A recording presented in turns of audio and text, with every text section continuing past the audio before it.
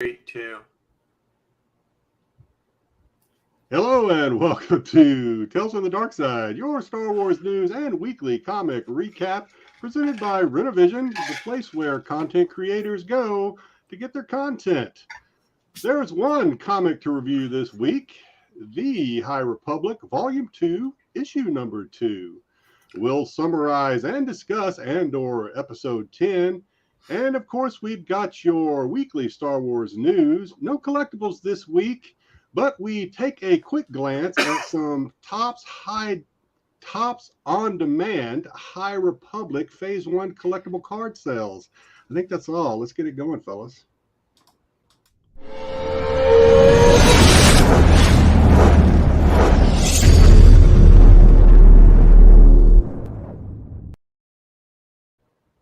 Thank you, Jedi. That's another great intro and a tongue twister because I actually was trying to repost words to put up what that tops thing was too, and the computer. Those cards look really cool. Yeah, they seem cool though. So we're going to change around our thumbnail a little bit afterwards. We will be having a couple of people joining us later. People are running a little bit behind today, but we'll see them there. But before I say hi to people in chat, how about you tell them at least who's here now and maybe showing up later, Jedi? Okay, well, there's three of us here now, maybe one later. His pet Rancor turned all his neighbors' lawns yellow and turned their cars into chew toys. It's Macho Man Marco. And he celebrated an anniversary this past week. Yep, 8 years collecting Boba Fett pops. Oh, But I feel like I'm forgetting something. I feel like I'm forgetting something, maybe something important. I don't know. Maybe it'll come to us later. It's the great Dom Tober. And he'll be joining us later, but he is so good at card games that he makes Han fold and Lando sweat. He's our very own Galactic Gaming Gambit. Wayseeker Rune will join us in a bit. And this guy watched Grogu and the Dust Bunnies yesterday. Then called Disney tongue twister. Then called Disney Plus to see if they'd be interested in his sock puppet rendition of Babu Frick organizing his workbench. Yeah, that's me, Jedi Johnson 22. Let's go. That was sad. I didn't even catch the Grogu the Dust Bunnies. I'm going to try to hold off so I can try to find somebody who's got anything to say about it. So I'm going to let that go for a little bit. I'm going to say hi to whatever it was. It's good for kids. It's no. Cute. No, I'll tell you later. Oh, no. We'll get to it later. Yeah, we'll get to that a little bit later. But I mean, it may be somebody's kids, but I'm gonna say hi to the people in the chat, the rowdy chat. We're gonna do a little different. Wayseeker's on his way. Pete may or may not begin here. Everybody apparently gets married in September or something. I mean, what month is it? November. Yeah. I don't know. Got a lot of them going around there. Horn, it was his. He had a big one. He had a huge one. But then again, I forget how long I'm married. But then I was like, oh wait, I thought I was half as long as him, but it's not true. But then yeah, you got yours, and I think Wayseeker 2's got his or something, or maybe a birthday or something. I can't. Either way, let's say hi to people. Ruben, Star Wars Sunday with Dark Side Crew. Can't wait to talk about Andor. Me either. I know. Okay. I do understand why he might be excited. I am excited because I love the show. I think he's excited for something else because he sent me a couple messages. Appreciate the message. My favorite part of Black Panther 2 was Dom showing up and telling the UN that he should be the next protector of Wakanda. He said he was the real Boba Fett and he could defeat Nomar. Roll credits. Thank you, Coach Rodney. Yeah, I can tell you what. Nice picture, Rodney. Part of Black Panther. Oh, man. Good. Good to see you, Rodney. Really appreciate it, man. It's funny. What do we got? Darth's laughing at that. Ed, I won't make it. Catch it in the replay. Saying good night for the algorithm. Thank you for saying good night for the We're all tongue twisted today. Awesome. Eric Hurd got a double. Sith Rule, thank you for the sub. Rock on, nerds, rock on. And nope, Rebels and Clone Wars are needle movers. Yeah, they are. I mean, they really are. But, here at Renovision, we have our very own needle mover also. So, yeah. Okay, good stuff. I'm running the command center into the ground at this point. Hey, y'all, what do we got for Joe? Okay, Joe, thanks for the sub. What do we got for him? Anybody? That's an electrocuting Darth Vader, right? That's the It looks like it. That's what I'm guessing. What the hell's that from? The video game? That's just I don't from It's know. got to be from- art, fan art, maybe. Is that fan art from Empire or from Jedi? Yeah, I don't. Yeah, it's probably. I don't Yeah. think it's from the movie. Looks cool. It's definitely not from the movie. Vader Ryan eating the Gray. popcorn. Hey, everyone. Hey, Ryan. Lopez. I just approved the final draft of the Acolyte. So the Acolytes will be the best Star Wars show ever. Hope so. They've done a great job with Andor. So if we can get anything towards that type of quality, I'll be more than happy with it. Thank you for the sub, Lopez. Good talking to you. I'm here. Okay, here we go. BK. First off, I appreciate everything you've done because we've been trying to get the trolls better in the non-trolly section of the chat. You have accomplished. If you haven't seen the latest troll in the tech thing, they are taking over your trolls. Everybody pay attention. This is how a true troll works. He will throw out 90 things today. Only one will be funny, but it'll be worth it. Okay, I'm here for Marco to falsely promote Andor as the best. Well, I already purposely promoted it as the best Star Wars show ever. Hey, all. What's going on, Terry? Is it the best ever? We're gonna have to see the ending. We'll have to see the ending. John, what's up, everyone? I only have about 2 hours before we fall asleep. Let's make this one a short one. We probably will, John. Believe it or not. Not like if you guys like wrestling. If you watch TAC, well, you get the extra hour now, Jedi. If you watch TAC, we had a little wrestling special go on afterwards for an extra hour and a half, which I don't know if we can keep doing. That's cool. So Vader eating like, oh, he's eating it. Wait, Force lightning? Okay. Yeah, Force lightning. I guess he's eating Force lightning. Yeah, still from the movie. Yeah. Is it a still from the movie? Yes, it's a still from the movie. Really? That's the still from the movie? It looks pretty good. Okay, here we go. Let's get into just really quickly before we go through comic review. We only have one comic to review this week, and it turned out the regular place where we get some of ours. It was hard to get. Yeah, it was hard to get. Some people got it late. I only got the 1 in 25, and then I had to take pictures of the 1 in 25 because we couldn't get screenshots of it. So bear with us on the 25. It's him sitting on the cover by himself, right? Yeah. Yeah. Yeah, but I mean that's the only one I had, so I had to open it up, so I wasn't flattening it out to scan it in. I was going like, okay, well, I mean, I only paid. Speaking of that, I did end up showing up, saw our boy Dub over there. I also saw my man Keith Daggett. This guy, not only a legend, I didn't pay the price for it, but he was selling them for $20, which is under ratio. I gotta. That's what I paid. I paid 20 for mine. I will tell you Which was still on the shelf Saturday. I couldn't believe it when I went to the. Yeah.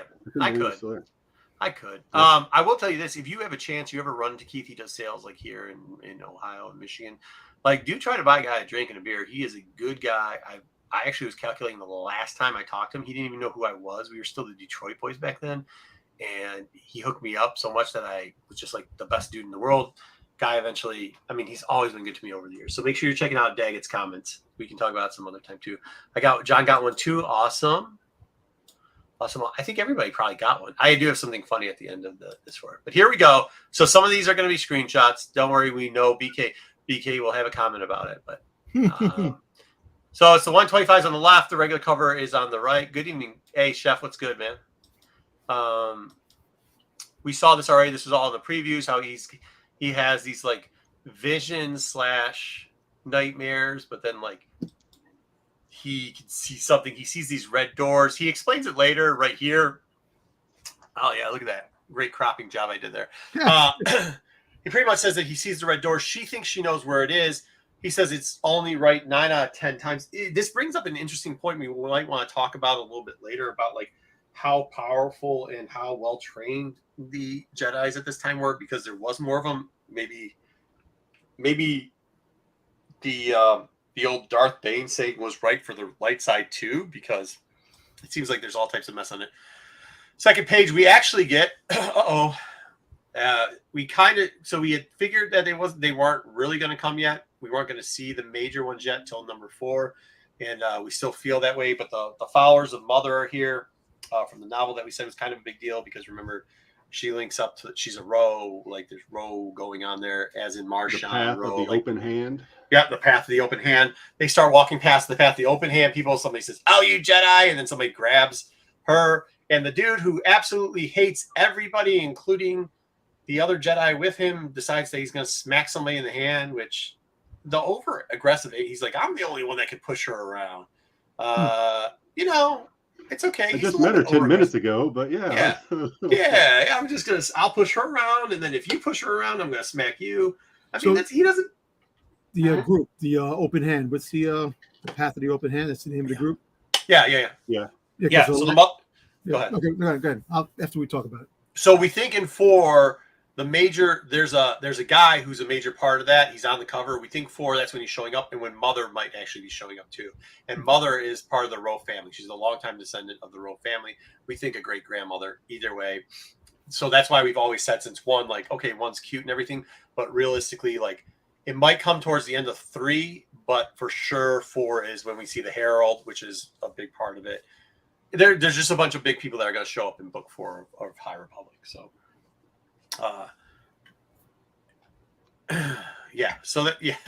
sure. So then they do open the door, and all of a sudden, Bebop and Rocksteady, or the Twinkle Sisters. Sisters. The Twinkle Sisters. So it'd be Beboppy or Rocksteady are there, and then no. Oh, hey, no. They're about to bust a move. Yeah, they got the funny barmaid, maid, whatever. It's like bar, a little whatever thing. it is. Bar thing it is. That's what the bug thing like, is. Babu Frick. Yeah. So it laughs a lot, does a lot of other things. Says they're the best bouncers in town. Eventually, at one point, he finds the guy that he thinks killed the lady, and he ends up gambiting and throws like a dart at it. Fan? What did he throw? You know what it is? It's like a little spike thing. Yeah, I know. I was like, is this fucking gambit? Like, what is going on here? But no, it turned out it was like a 1-part throwing star or something, like a throwing spear maybe, or like spear tip, something like that, like an arrow, almost like an arrow tip, I guess. Is 4 going to be the money book? It's going to be probably the most important of the books. I mean, not a lot of people realize what the important books are in Star Wars. Let me put it that way, John. A lot of times, like the collectors realize, so 4 will be very popular. Probably, it's either going to be 3 or 4, one of the two. And we have a feeling it's going to be 4. Is going to be very popular. It's going to be where we meet, like you said, the mother, the big bad, I guess, right? Yeah. You're going to meet the big bad, and she's going to have like relevance all the way through the High Republic, because her great-great-grandson or great-great-nephew ends up becoming like the Thanos of the High Republic. Marshall Rowe. So Marshawn Thanos Rowe, that's what we're going to call him from now on. Of course, the Jedi start getting beat up. All of a sudden, he's like, look, that person has the dark side to them, dark matter, blah, blah, blah. She's like, come on, dude. Nobody's got the dark side. What are you talking about? He's just a thief. And then the dude shows like the replay. He's like, look, man, she was already dead. She was coming to me because I'm the only person you trust. So, and dude, this guy's got some anger ass issues because the Jedi's just screaming at him the whole time and angry. And I don't know. I got a question here. Yeah, so when the bartender guy, I can't remember his name, when he says, you want to tell him or shall I? That this elf character, or the purple elf guy. Yes. Haven't learned their names yet. So he has some sort of, I don't know if it's a power or a trick or a self-defense mechanism to where they can render people unconscious, right? Or so, is that what they were saying here? No. He was talking about some sort of self-defense mechanism that his family has. Well, he was saying a move, but they were also there, and then they were saying that you've never seen this style of fighting before. But that's not. I think they were saying that that's not what he used on her. Are you saying that he used it on her? Is that what you're saying? No, because when his heart stopped beating and he had this vision, did this elf guy do that to him, or was this something else? That's actually that's a force. It's a force. Like how it's like a force power kind of. There's a couple people who could do something similar. I can't remember the guys. Who was the guy that was that friends with Dooku and friends with Qui-Gon that ended up? Sifo Dyas. Sifo Dyas had something similar to this, but he could see future and past points, and they didn't know if it was right. He pretty much, when he touches something and it's a thing, he'll see a vision. That's what he was saying back on this page. That's what he was kind of saying is like, it's right 9 times out of 10. Like he gets these visions. And then the force. I'm sorry. Yeah, then the Force. Sorry, hold on. Let me explain real quick. So then the Force leads him the right way 9 times out of 10. That's what he says, but it's kind of like thrown up in the air, where it might not technically be 9 times in 10. He's kind of just making it up as he goes. So, I mean, hey, whatever you want to do. So when that little creature said, "Do you want to tell him or shall I?" He wasn't so much talking about this self-defense mechanism as much as he is kind of as this character being kind of a community Spider-Man or Robin Hood type. Yes. So what he was defender of the weak. Yes. What he was saying was, do you want to tell? Because they were saying that he had dark forces. They saying he doesn't have dark forces. He's not he's a guy that comes through, helps people out, and he uses some like thing to make him speedier. But I think it's more like a drug type thing too. They kind of hinted at. But no, that Valdir guy, this guy that's always yelling and beating people up. Maybe we should just call him Mac, because Mac is an easier word for us to identify as. Mac just kind of goes. Yeah, he looks like a Mac. He just kind of goes a little bit more crazy. And the other guy's name's Ty, or T-E-Y. So is it Ty? Is it T? However you want to pronounce it. The thief guy's name is T. So T is just like, he's kind of a magician, and that's kind of what they're telling him, but he's not like dark magic. Like, he's kind of like, if you ever played, this really reminded me a lot of Final Fantasy. Like, you had the Barbarian, which is this one Jedi Mac, and then you had like the thief, who also has like some magical abilities, but they're not like force powers, in the Ty character. So leftover Zaggy, I have cooties. Okay, good stuff. Are you saying yes, his kung fu power? Are you saying his kung fu style is most powerful? Very good movie. And yes. Either way, good to see you there, Double J. Sorry you couldn't make it on. If you can, though, feel free to always jump on. So then he tells him, like, yeah, my kung fu style is the best, and you guys are just ridiculous. And he's like, wait, what? So they follow him for a little bit. It turns out that Mac is going to be more pissed off here, because Ty, or the Barbarian and the thief stole the Jedi's lightsaber and is trying to trade it for information to this mole man who fixes bikes. And he's like, I'm not interested in some crappy lightsaber. They're a dime a dozen. Don't want it. And Ty goes, hey, look at this. I'm going to try to steal the Dragon Bat Kyber art piece crystal. I mean, did you see what that thing looked like? I wish I would have got a better picture of it. It was. He's like, this is like Kyber. Huh? The Jedis are looking down at all this happening, right? Yes, when he's talking to this fencing guy, and the guy's like, in case you can't read it, or when the guy's like, no, I don't want any Jedi, and he basically says, well, that's good because it belonged to an idiot anyway. This mole guy. I kind of like I like the mouth on that guy. He's kind of a smart ass, like the thief guy, the Thai guy, the mole guy is that the guy, the same species that was in the Obi-Wan series. When he's Calderon, so probably, I would most likely the creature. Yeah, guy's name's like Biffs or whatever. Either way, but I thought it was interesting the look of the Kyber piece, because the Kyber piece is like almost like a rising phoenix. It was kind of crazy, and it's green. Like you see it in his hand over there. He's got his hand on it. Then he's almost gets shot. Then of course, angry fucking Jedi Matt comes flying down. It was like a superhero move. Superhero punches the ground. Superhero landing. Yeah. Punches the dude and punches the Biff in the face.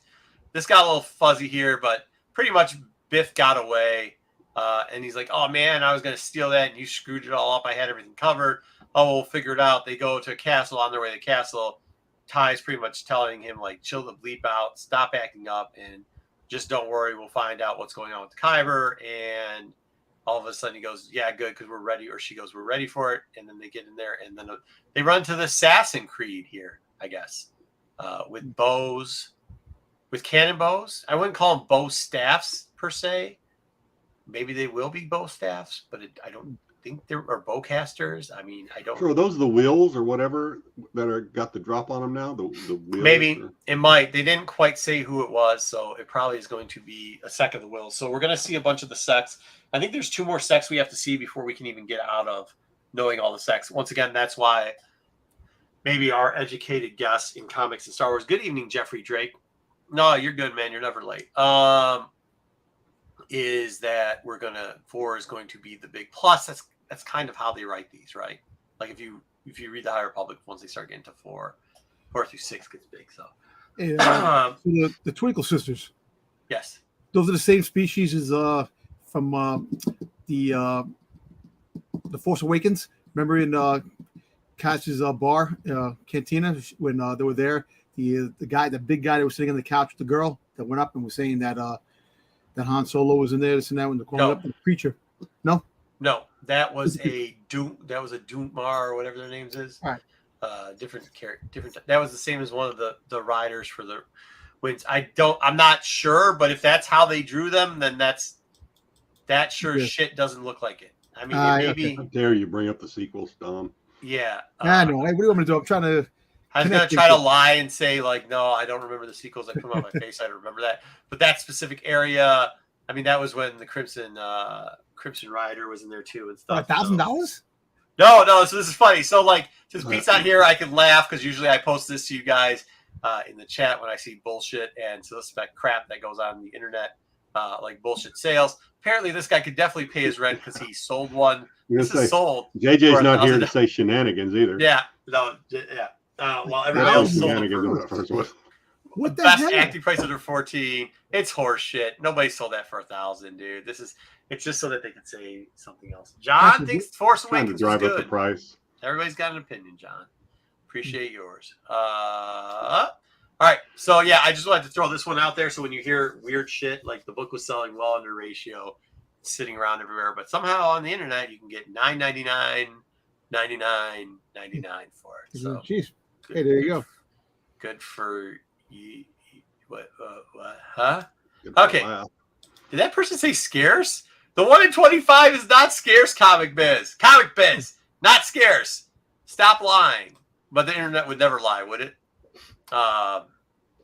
Next week, we got a little bit of Dr. Aphra. We've got the Superman, or the Masters of the Universe cover. Masters of the Universe. Yeah. It's going to be the... That's going to be a hot cover. I got a feeling that cover people are going to be going after. Huh. That's the one I'm going after. Well, that's the one you're going after, and that's probably the one I would get. That or the one I actually kind of like the one on the right, but it's the Revelation. By the way, make sure you're picking up Revelation next week, or whatever it is. Whatever comes out. That looks interesting. And then hey, Wayseeker. Hey, how you doing? How are the mountains? it was great. Good. So that's Revelation. That's next week. Those are coming. We got Solo, Chewbacca, and then Hidden Empire. Okay. We're going to do a Bafra Bakra thing again, okay? Ready? Everybody ready for Bafra Bakra?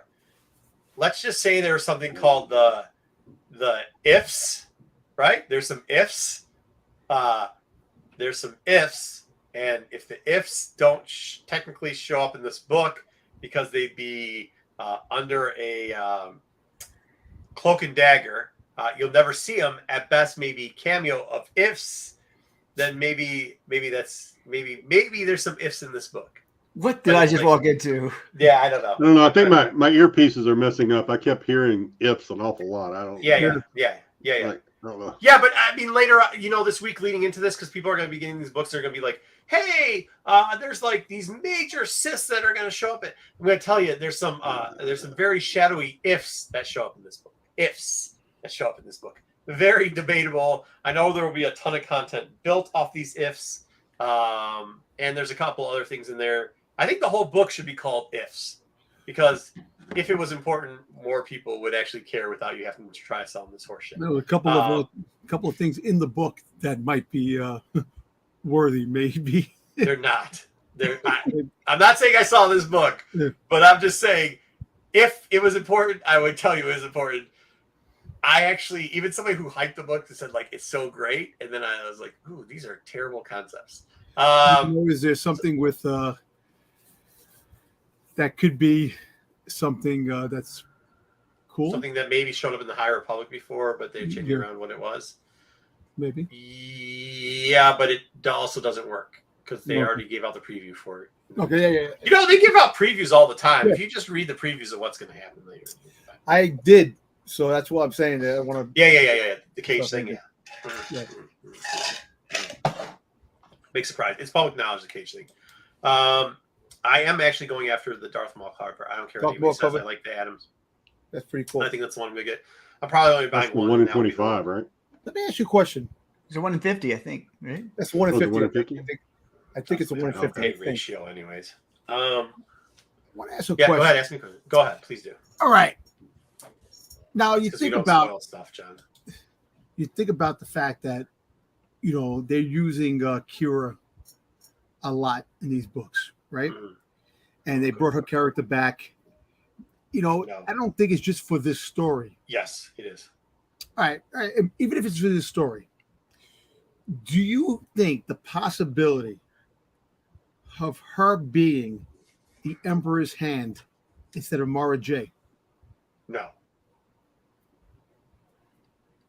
I'll be interested to see where that story goes. I Not saying I read this first book, but I'm telling you, no. I don't think she's going to die, though. You don't I think think she's everyone- I don't know anything about anything, but I'm gonna say if there was a character that would be more likely to be the Emperor's hand and instead of getting killed, it's gonna be Sabe. But that's No. just me. I So said if you guys wait, we're time saying out. if we're saying if Okay, so BK always jokes around that I never read any of these books, but I actually do. So if you've been reading all these books, you do know what Kira's goal is, right? Yes. She wants to what? What's her goal? Wipe out the Sith. Yeah, she killed the Sith. Like she hates it. Fine. I know, But she actually there's something I can't talk about.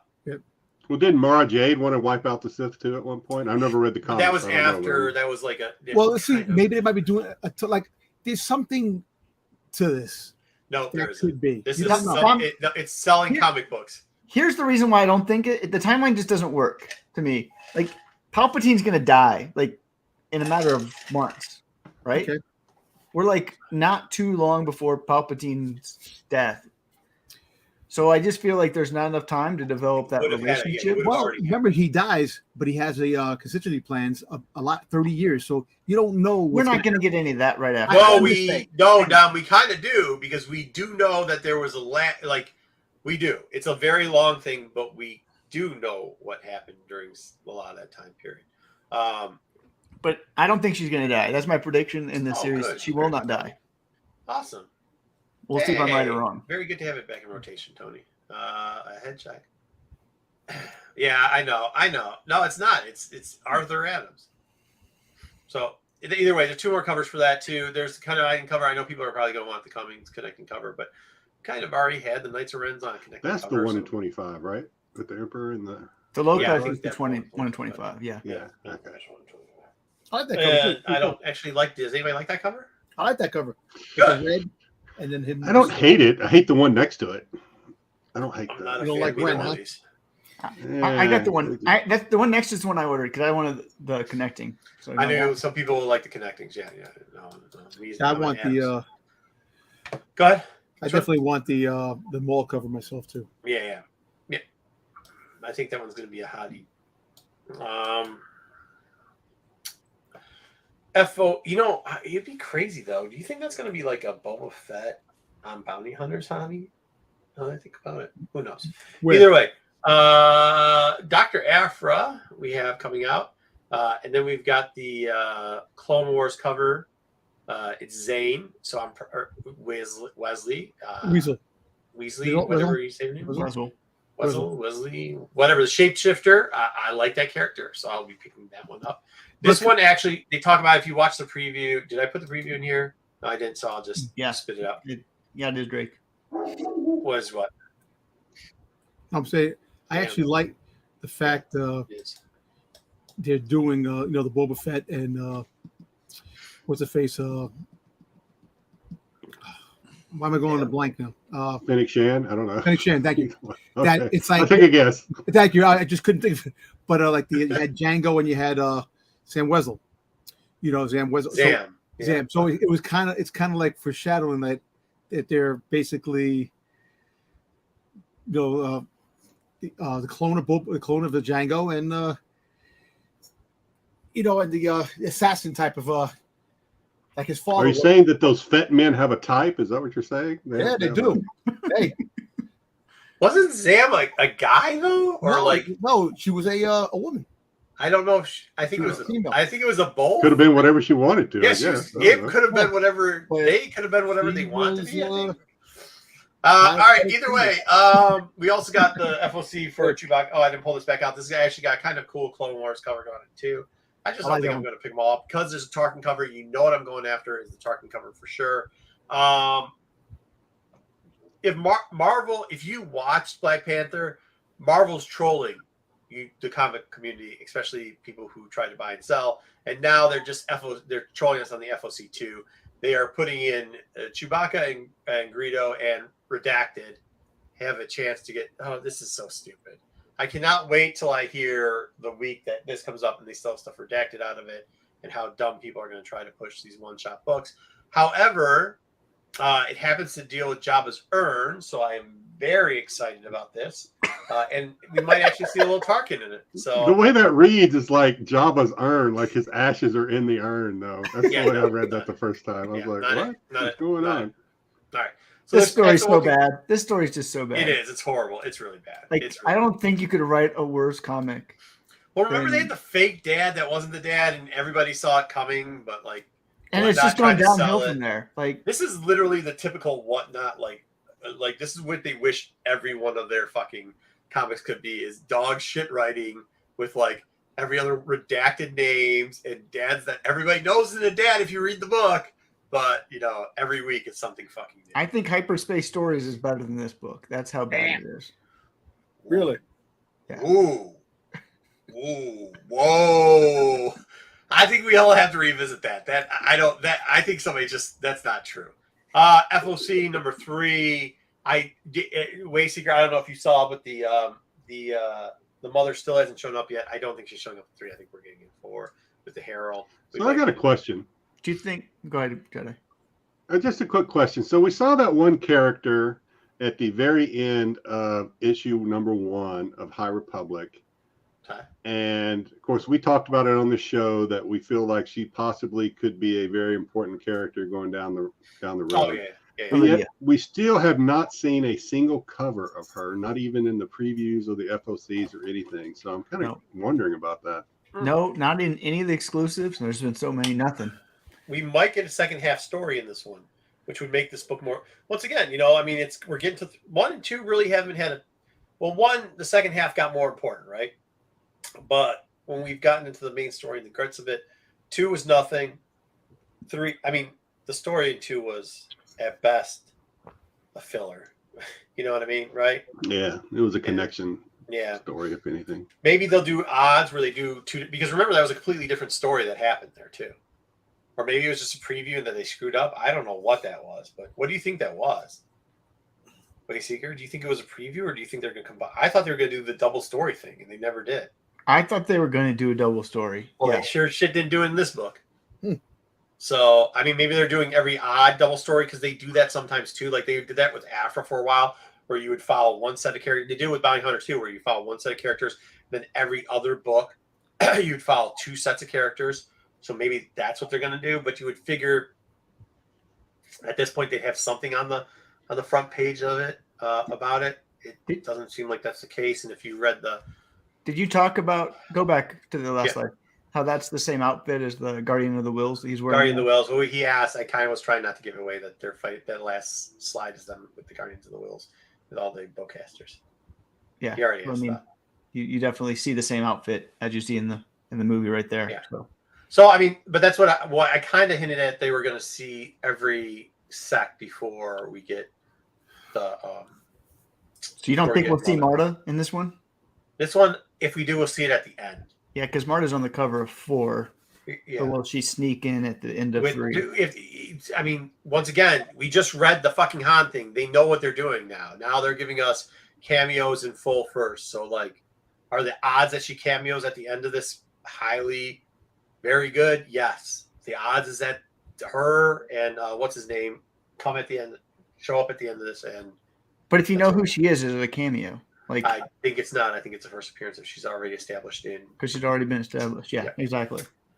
Well, I mean, that's what it is, but like that's not how the comic book industry sees it.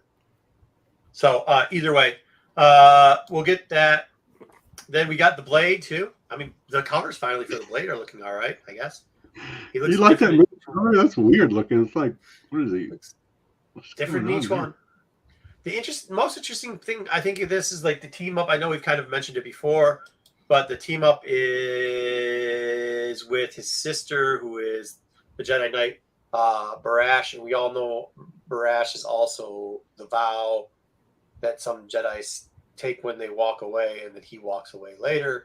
So obviously, I mean, I don't think it takes a genius to say high probability that was named after him. He's not the only one that's done it before. A lot of people have, including, what was the guy that everybody got hyped about that they said he was showing up all over the place, and then that book was a pump and dump too. With the it was one of the guys that Vader hunted down and killed one of the Jedi's. Remember him? The one with the top knot. Kirak. Yeah. He took the He took the Barash out. Barash is a female. Just to let you know. No, she. Yeah, the sister. I said sister. So you kept saying he. So. Oh, I thought I said she. His sister. I said. Well, we all know that Porter Angle is a male, correct? So if it's his sister, his sister would be. And you were just talking about Barash as a he to me, yeah, but whatever. But no, I think we will see why Barash, takes the Barash vow, right? And it's different than walking away. Oh no, I was talking about other Jedi's who taken the Barash vow. Yeah, and so like, there's that one with the top knot that took it. There's the we've one seen two that have taken the Barash vow. We saw one in the High Republic when they faced the Drengir and like it just caused him to take the Barash vow, and then we've seen Kirak and Fala. Kirak.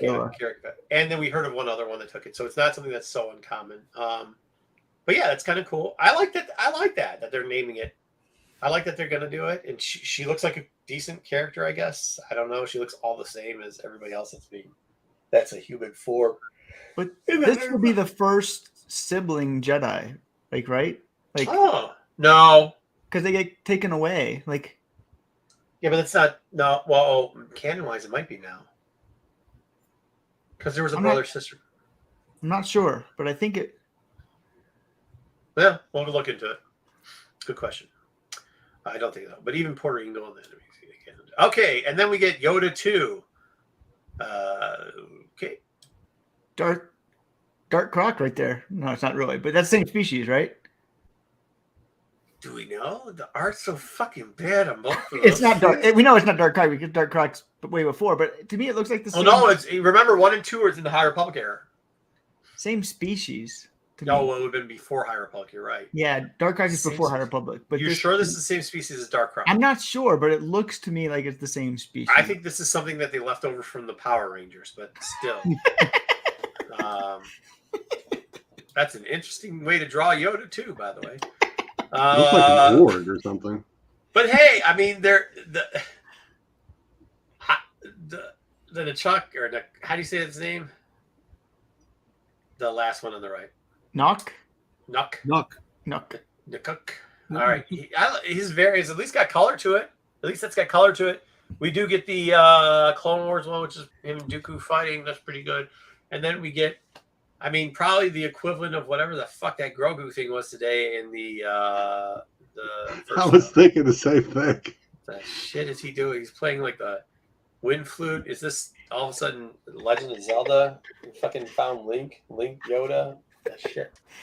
What was the one that all the kids were playing? Remember there's the Legend of Zelda. They had the little flute one. Oh yeah, the Ocarina, whatever that game is. Was that what it was? Where you just think all I remember is kids just the flute all the time with the flute. Yeah, you just gotta play the right tune and things happen. It starts with an O, whatever that one was. Yeah, sure. So that's it. We got that going on. So that's an FOC thing. So if you're a big fan, which I mean, 12% of our people that watch the show fall into that category when that game was popular. So maybe they're gonna say Yoda sees the Force as music. As music? Oh fuck! If they do that, is he a little musical instrument that's now part of canon? The recorder. Yeah. What's Looks that? like Yeah, that's exactly it. Yeah. That's exactly it. Wasn't it? Isn't that right. Avar though? Not a headshot. Didn't Avar see it as music? Right? Yeah, Avar saw it. Avar does. Music. Well, that's what I was thinking until I don't saw know. the instrument. Yeah. I don't know. That's the best thing I thought he was listening to Avar. Bad. It was pretty cool. Avar Chris seeing music, seeing the Force. No, that was not cool. Not at all. No. Differ in opinions there, Dom. That's the one that I actually was like, holy crap, they're going to ruin the High Republic when I heard that. But then they came out with better stuff. Which one, Dom? I do want your question though. Which one are you taking up? What this Yoda 2? Yeah, Yoda 2. I'm trying to get them all, but I like the Nunuk variant. I like that one. I do too. It's not a headshot; it's a whole body shot, but that's only because they've already done a headshot. There's going to be a shitload. I'm going with the first one because of. I'm with Wayseeker. I'm kind of liking that Bingo variant now. It's kind of like seeing it. Jeez, all right. Well, I mean, everybody's got opinions, and you know what else? The Clone Wars cover looked pretty cool. The Clone Wars cover, yeah. I like that one too. Of course, the one that's going to be pumped the roast is the A cover because there's a maybe Darth Croc lookalike type, maybe Power Ranger enemy / who knows in the horizon. So there you go. That's what's going to happen. New alien species that they it makes me laugh about Star Wars is that most of the time they'll show aliens and then it'll take forever to show those aliens again. What? And they're all over the galaxy, but they'll keep adding new aliens. I mean, they do the same thing with planets. Like I think Dom's got to have an alien sighting, like Days Behind Them, where it's like how many work days you went without an accident. It's how many days we went without seeing a new alien in Star Wars, and he can just have a ticker. Well, I mean, there hasn't been he can't give anything the Boba bump anymore because there's no more Boba right now, so he's got to give stuff an alien bump. Yeah, so he's got to see like some goofy looking. A lot of the aliens they've come up with lately, Dom, they could do without. They're just not. I know. She said there's like really no, like, all right, Mandalorian had the doctor that was the praying mantis in the cantina. No, that was an ant. That was an ant. That ant was or praying ant? No, ant. Okay, it was ridiculous. Well, it was still an insect, but like when Luke walked into the cantina in New Hope, those aliens, I want something like that. Yeah, okay. It's not asking a lot. It's not really. No. You're being cheated, Dom. There really was like 3. You know that, right? There was like fucking 3. George added 2. He added 2 more and a couple more band members, and like I want to see the werewolf creature. I want to see a werewolf showed fucking up, by the way. Like, okay, an ant showed up, a werewolf showed up. Like, so Papa showed up. I guess Doctor, like, he's kind of a humanoid though, so that doesn't really count. Like, do you count the band as individual people or 3 fucking people? So then you got a hammerhead. So you once again we're back to 3. We're back to 3 really, and we're giving you werewolf 2 at this point. What's the other one? What's the species with the horns? Greedo. You forgot Greedo. You got the. We got Greedo. Joe. Well, he wasn't technically at the party. I want more. What's the devil-looking creature? Oh yeah. Was he originally in? Yeah, he was. Well, he was a Mandalorian. 5. Give you 5. So you got 5. You got okay. So every show or movie has to have at least 5 aliens in it. That's something, man. Come on, the aliens are a big part of Star Wars. I think when you start doing it, they probably do. But I don't know. Maybe they don't want to use that many puppets. Okay, let's get to the news because we're already 43 minutes in. We only have 1 comic. Ooh, yeah. All right, this week in the news. This is Wayseeker's news. Wayseeker, what do we got? This was news from early in the week because I was gone. But we did get some news on Acolyte. So they revealed all the cast this week, or the main cast, which was pretty exciting. Darth Lopez called me immediately. Really? You guys are excited about that, huh? I'm not a guy that's why I don't know actors and actresses, so like it's not. You like Trinity from The Matrix? Once again, if I say I don't, I had a 15-minute conversation with Lopez and him saying the same thing. Like, well, didn't you? And I'm like, I just preface everything with, I don't really know actors' names. So, like, unless you tell me what they're in, and then what part they're playing now, I can't tell you if I like them or not. So, but this is what we want more of, right? And that's what we say every week. We want more of stuff like this. A Padawan and the Jedi Master on the other side of the galaxy, looking into mysteries, nothing to do with the Skywalkers. That's what we want, right? Yeah, this is gonna be. Yeah, it's gonna be good. This is also it's a Padawan who had left, and so like, JJ was speculating that maybe this is maybe it'll be like somebody like Lula, because we really don't know what happens to her at the end, and it's an interesting idea for JJ, especially if we go with your theory about what the show's going to be on, which would be on this path of the open hand remnants that are still trying to get all of the Acolyte artifacts. So if your theory, Marco, was right, then Lula would make sense because she's connected to what's her name, who is part of that.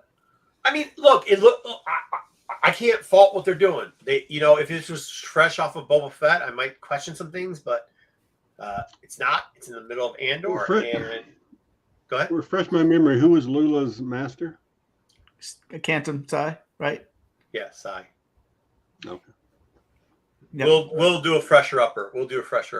We got a while. We got a long time. Yeah, we have a long time. But we'll have to do it before phase 3. We'll have to do a whole review of phase 1. So I mean, at least they're giving, and this is everybody's been asking them to give us this stuff, right? Like I guess, like the synopsis was good. I was fine with that, and I guess like I said, like Lopez, you Wayseeker, Dom seem very excited that they've put some actresses and actors to. And they haven't, because I was like, oh, cool. So who are they playing? And then it was like, well, we don't know who it's playing. And that's where I was like, well, where's the excitement level? I understand this is excitement level for some people. So you guys. We don't know how Dom feels about this yet because we don't know the alien to human ratio of the show. So you just want good actors, right? And I feel like I want a story and the writing just as good as Andor going on now. If that happens, and with a Jedi and Sith, that'd be awesome. Well, it said dark side. It didn't say Sith, did it? Did it say dark side? Well, dark side, whatever. Dark side is a very generalized statement, my friend. It's probably going to be dark side, not Sith, and I think that's given what we know about Star Wars and how they're playing this period. Yeah, I think they would. Do you think they would have said Sith? It was going to be Sith, right? I think it would have been more likely, yeah. But I think they're trying to stay away from the Sith because. Yeah, I think they would everybody because they're like, oh, they're supposed to be in the shadows right now. Yeah, Star Wars boners going up. They say the word Sith, people would be going crazy. So I think if they actually had Sith in there, they would say it because, like, why wouldn't you? Sometimes they hide things, but who knows? You're right. Maybe it's just a Dark Force users. Well, they wouldn't tell you what Sith it was. They would say a Sith, and then all of a sudden everybody would guess one of the 15,000 Siths that are around. So, and even the ones that aren't. Dark Croc. All right, yeah, Dark Croc would be coming up, right? Whoa, who's this?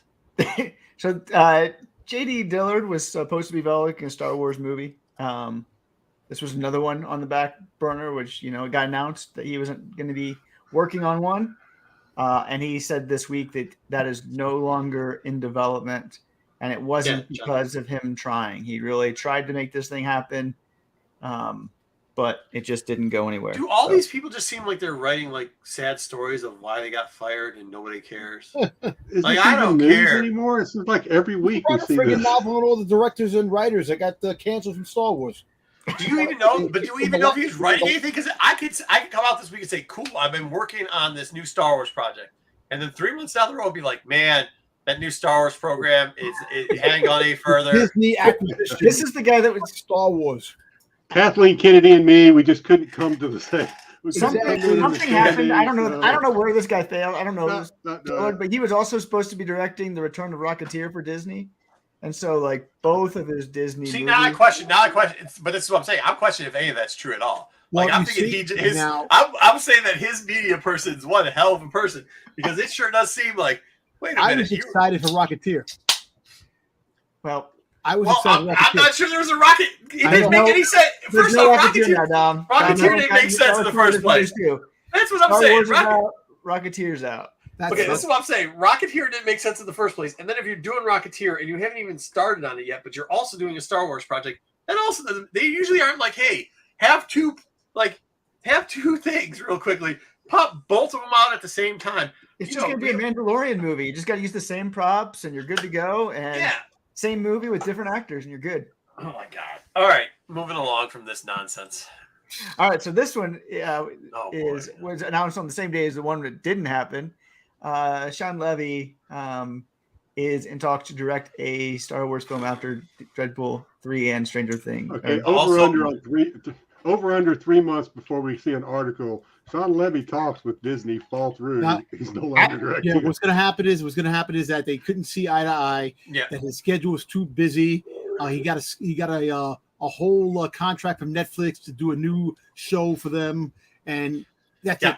And that's this is what I'm going to say. This one's more likely to happen. I'm going to say it's more likely that he's going to be in a Macy's ad trying to sell Christmas sweaters than there is that he's going to. I put another article on this one, but no, the one thing about Sean Levy is Sean Levy is a huge Star Wars fan. Everybody's a huge Star Wars fan. And so like every JJ, movie and every TV show he's ever done, and this is where the next thing goes. Go to the next article. Well, hold on. This is why too. If Stranger Things has already worked out, if Deathpool 3 lands well, then I agree he will make it through. But let me ask you a question: when would this movie come out? Oh, probably 2030. 6 years. It doesn't matter. Like, It does matter. I'll be an old man. You're already an old man. Yeah, you're already old. But no, like I said, I mean, every project he's ever done has had Star Wars. And so when the news broke, he went on Twitter himself and like just started talking with fans about how excited he was for it. Sure. Which I thought was pretty neat to see.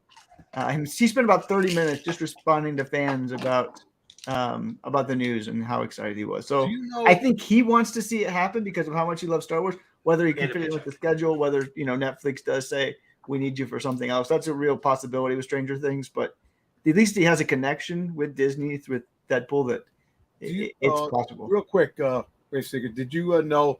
I don't know how true it is that apparently Lucasfilm had him remove stuff from Stranger Things related to Star Wars. They can't have it. No. There was something with Star Wars in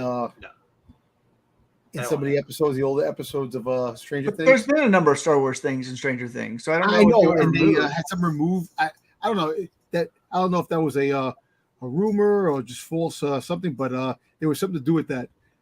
I don't know. See the article. I read something about that. And next. Okay.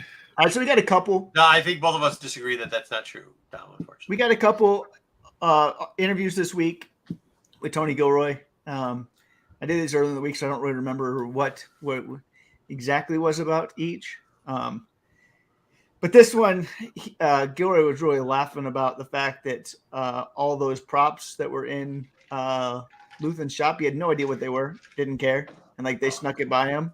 And so when the fans were like talking about him, he was just completely oblivious to what they were talking about, and just thought that was really funny that that much detail went into the background staging of something he could completely care less about. And it just goes back to the point where like you can do whatever you want with the stuff that doesn't matter to my story. Yeah. But as long as you don't mess with my story. Absolutely.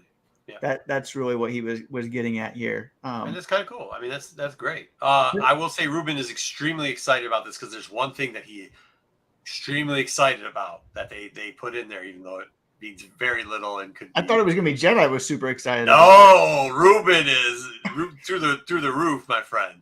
But he also said that we Easter are going eggs go right over my head too half the time, so I probably didn't even know whatever it is you're talking about. He also mentioned this one. We're going to get a little bit more of Luthen's backstory, either in season 1 or season 2. So we're going to learn a little bit more about, who he is and why he does what he does.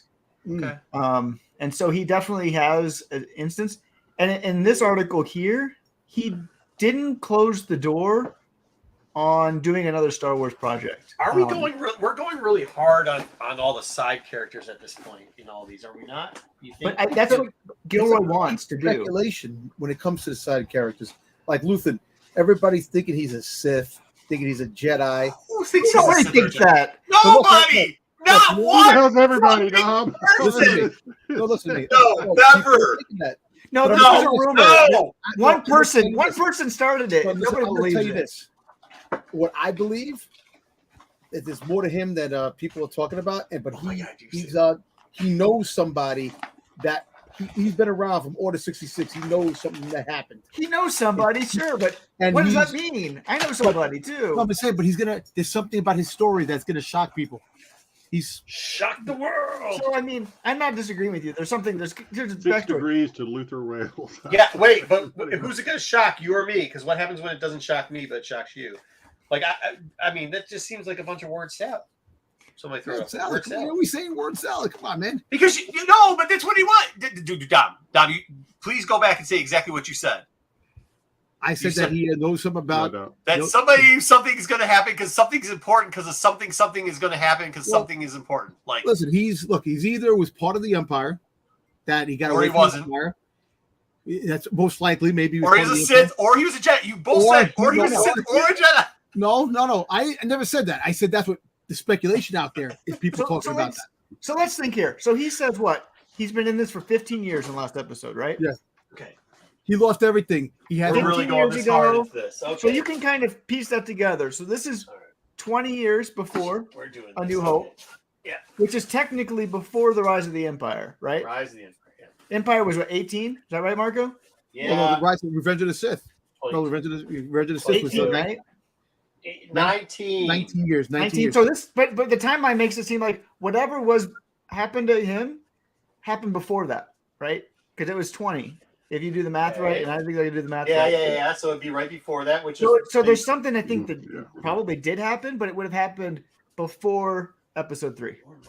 So if you want to do timeline there, that's the timeline that. So we're all in agreement that something happened before episode 3. That's what I agree. Something happened at one point in this guy's life. Agreed. The rest of it is where it's at. Okay, moving on. Yeah. So Dom, I love it though. Dom's got like, dude, there's a Sith or a Jedi, but I don't believe that. What I do believe is that something for sure happened, which, like, I don't have a problem with them giving light to some of these side characters as long as people realize, like, it's Kira in the comic books. And, give us this, like, unfortunately, this is the part, like, a lot of us novel readers, like the diehard, I know everybody reads them, but not, like, religiously reads them. Like, you see this. This is what the novels were. They give us these side character parts. Look at this guy. He loves Queens, whatever, which is all that is a side character who they are going to kill off sooner than later. And we've got most of the story on Sabo, whatever her name is. But yeah, I mean, that's it. Like, and this is what they're doing. So I'd love to see some of that stuff in real life, like Dom. But Dom, to set the expectations properly, it's like reading the book about Sabi. Like, she's done. Like, not long. Sorry, Jedi. Spoiler alert. He lost. Wait, what is this one? Sin and Dot. What?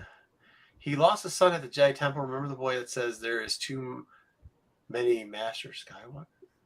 Huh? Is that a joke? I don't get that one. Did you get it, Wayseeker? No. No, he was saying that the guy, he goes, there are too many of them, Master. Yeah. No. There's too many. Yeah, From the Obi-Wan TV show. Okay. All right. And so this one. What is this nonsense? Gilroy was talked about what he could and couldn't do and how much leeway he was given in Star Wars. And he's like, yeah, you can't have any sex. Like, that was one of the things that was off the table. You can't show horrific deaths. Like, those got to happen on screen. Yeah. But other than that, he's like, we were given leeway because people were asking, like, this is the first queer relationship that we've seen on screen, and he's like, they had no problem with it. What they said is, you just can't have a sex scene, so we got to get around that by having jokes and other things. But like, it was just an interesting article about talking about all the leeway that he has. So we were right with all the side chick comments we make. What about shit? The first curse word in Star Wars. Yeah. So he had a lot of leeway. In this one, maybe it was the other one.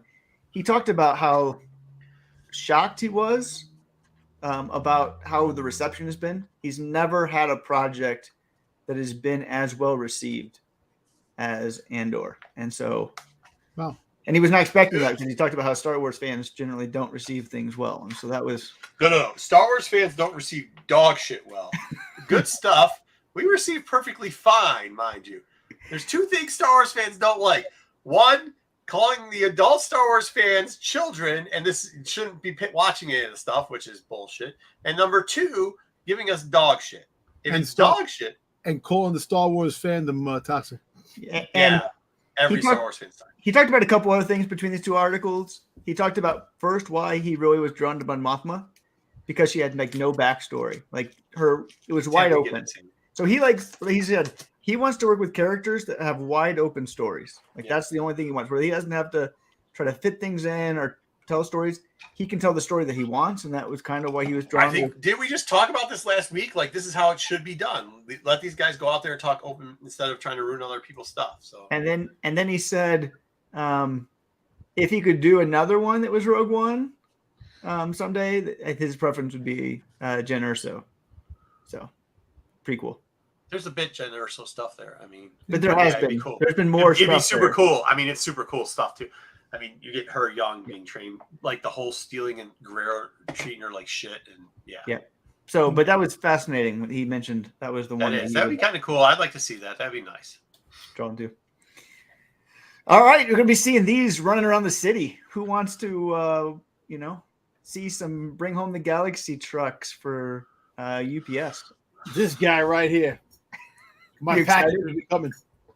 You're gonna be driving around the city so you can take a picture with. I want someone to steal that back door for me. There you go. I'll take a picture. I like it when if they drop off, I like it when they drop off if they don't park in front of our driveways, because like there's two options: you drive in the water, or you back down your driveway, and lots of times UPS is notorious for being in the back of their truck, changing out their packages in front of the driveway. The time of year where big kids like myself get excited for the holidays, the holiday season. It's Thanksgiving. You like Thanksgiving that much? I love Thanksgiving. So is this the same? Oh, good. No, well, we can say Jedi. No, Jay, go ahead. I was gonna ask, is this the same article? Because I scanned through all the articles that Wayseeker sent us in advance. Is this the same article where it talks about they're gonna have the certain things on sale every? What was, or was that a different? It was article? like 9. There's like it's like there's like 9 different items that they're selling through Star Wars or whatever. I'm not stealing them myself, Ruben. I will. I shouldn't. They would have fallen off the back of a truck, Ruben. It's Hawaii. They would just show up in my back. It is tied to a promotion on StarWars.com that's related to toys and other things. Also, that's why I don't understand why Dom would get so excited about this, because Dom's probably already got all that shit. So. What? All what? Anything they got to sell, especially this Boba Fett. Although I did see something about a silver Grogu bottle opener, so I don't know if you've added that one. Nah.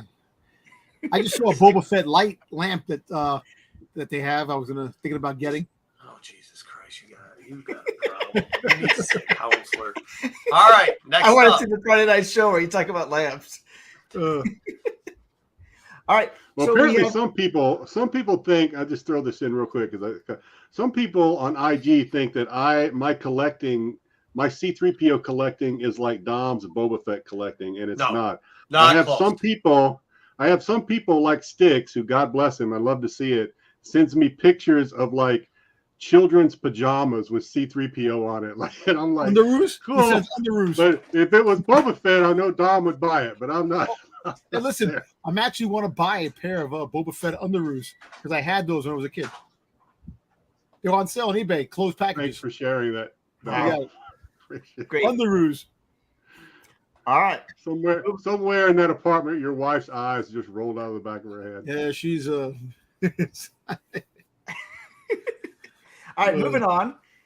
We got an announcement of a new miniatures game coming out next year, and so the makers of Legion and X-Wing and Armada, they took over from FFG about a year and a half ago. They're making a Clone Wars miniature game, which is a 1v1 game. This one actually looks really cool. They're gonna make those little metal figures.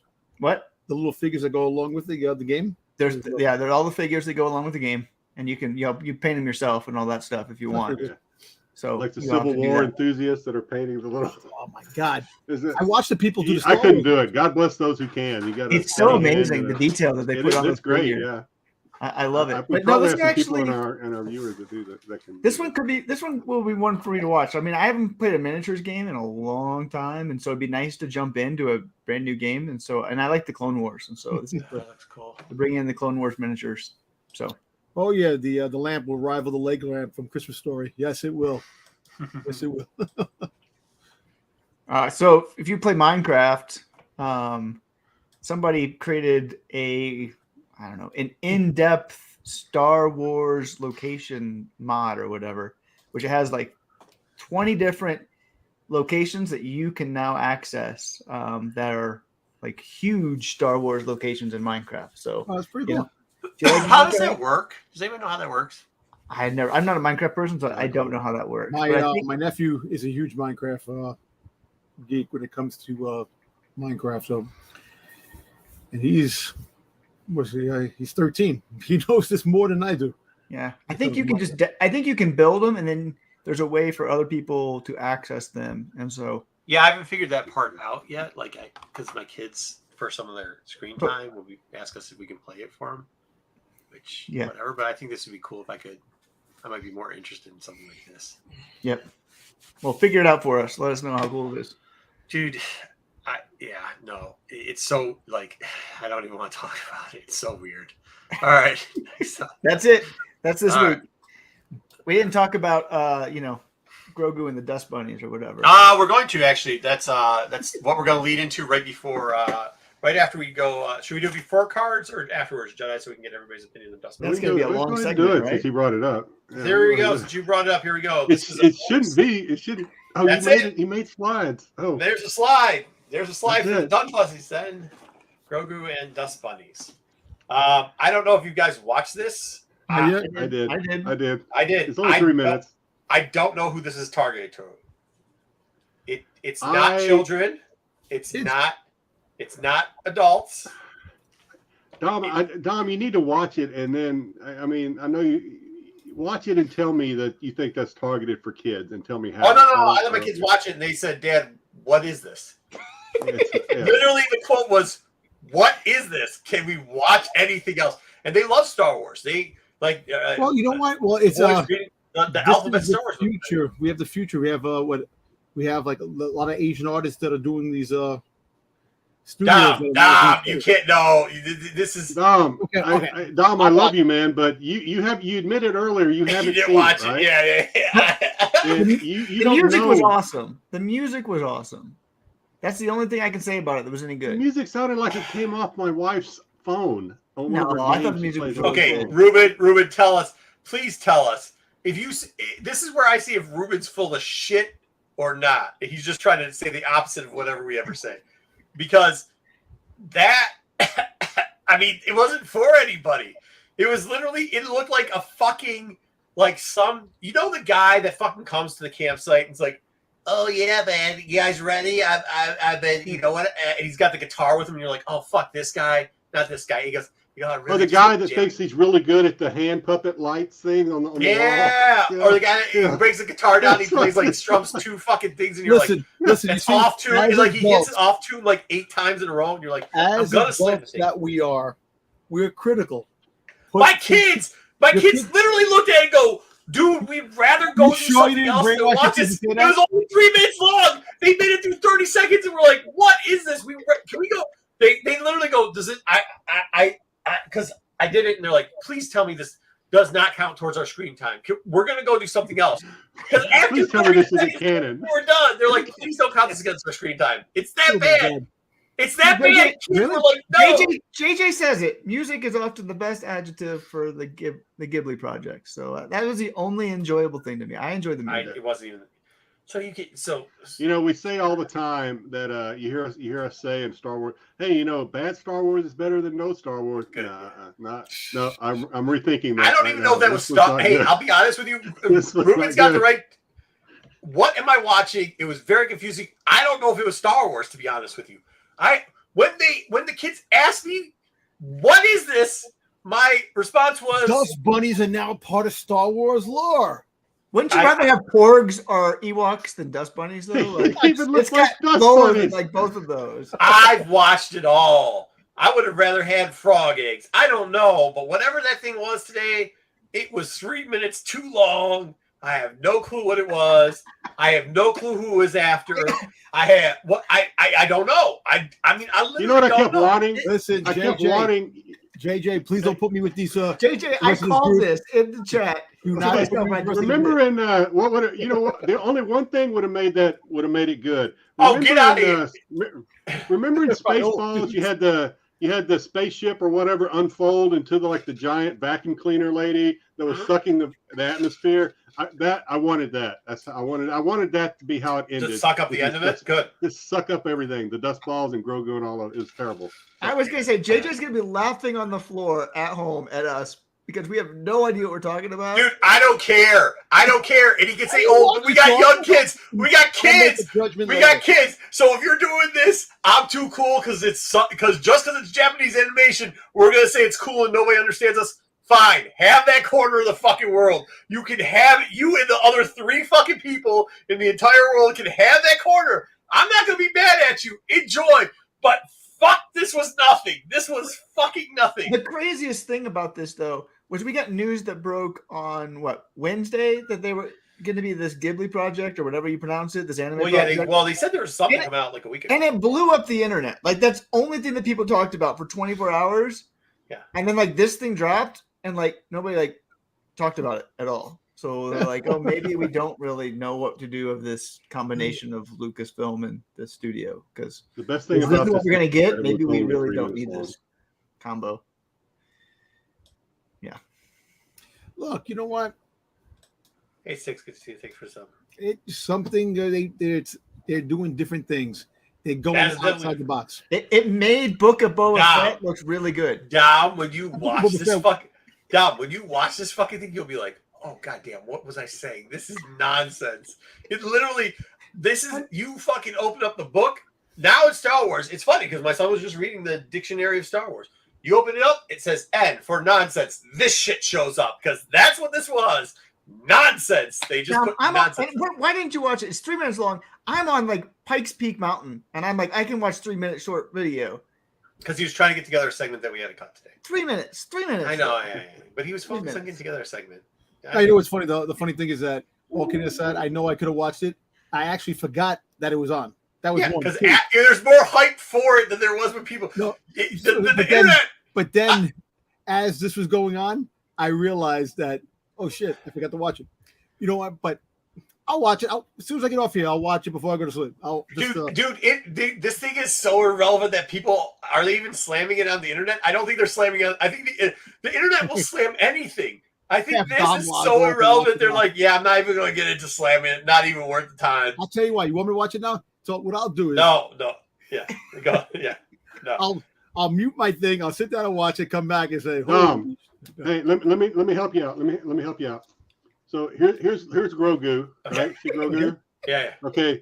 Now here, because I've had a cold, here are a couple of cough drops that we'll just say are dust bunnies. Okay. Grogu doesn't move, does he? That's it. Yeah. Where's the flower? You gotta have the flower. Awesome. There's a flower. You can't miss the flower. That was awesome. No. Oh, and Grogu's like highlighter too. He's like it's dark and he's like highlighter. You're talking about a dude that bought this at the convention. A Hello Kitty friggin' Boba Fett. No, that's all right. That's not bad. No, that's not bad. Was he walking on water? Because it felt like there were ripples underneath him. That I didn't understand. And like he sneezed and like what I see. No kidding aside. The artwork that led into it. Does it look like friggin' cave drawing? There's no fucking artwork. Is cave drawing? Right? No, there's no fucking artwork. There's no nothing. There's no production value. Are you asking if it's hieroglyphic like? Yeah, I guess so. Yeah. No. They just didn't put a background. It is. But it's just that doesn't. Yeah. It looks like hieroglyphics written on a cave that are moving, but there's nothing to it. No, it's just. It doesn't make it good. No, it's 2D. Right, it's not. No, Jedi, I disagree. It's just 2D. It's so lazy that they just drew some lines 2D and we're like, fuck it, we're gonna show no depth. We're not even like whatever the fucking dust spider bunnies were. I bet you they make 5 Funko Pops out of this. Whatever. I bet you they will. They'll make dust bunnies. They're gonna make a killing. Oh, they're gonna do that. Dust bunny Funko Pops. Because they can. By any chance, and I just thought of this. Would Rotten Tomatoes have a score on that? Anybody looked if there's like a Rotten Tomatoes score? Well, listen, I can tell you what. There might be a comic book, The Return of the Dust Bunnies. Who knows? For what? There wasn't shit there. Dude, I watch the shorts every year.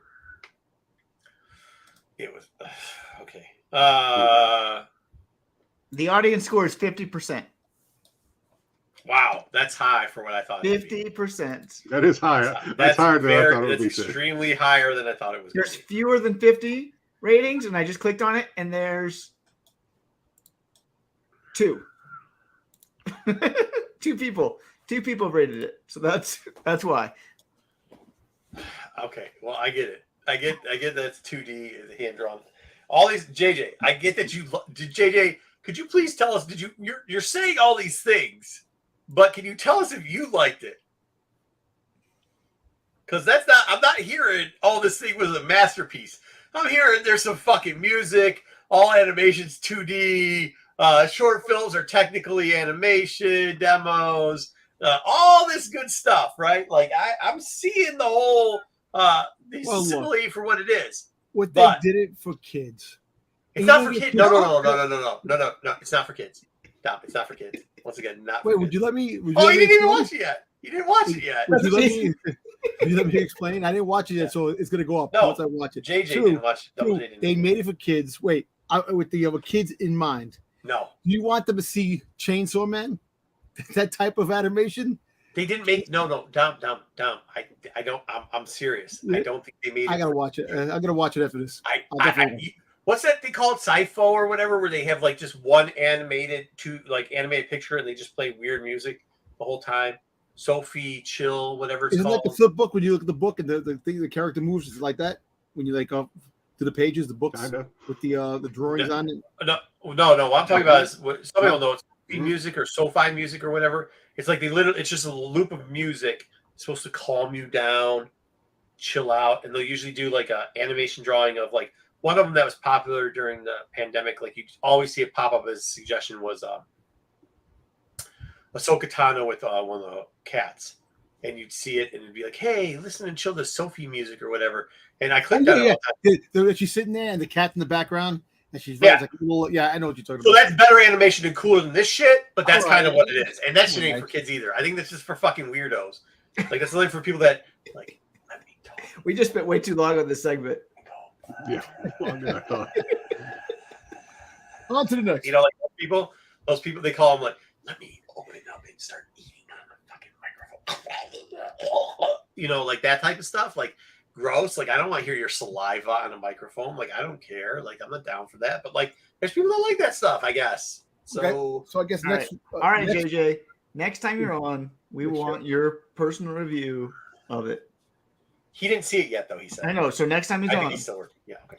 Because he's talking about how there's this featured in other films. These dust bunnies. I don't really.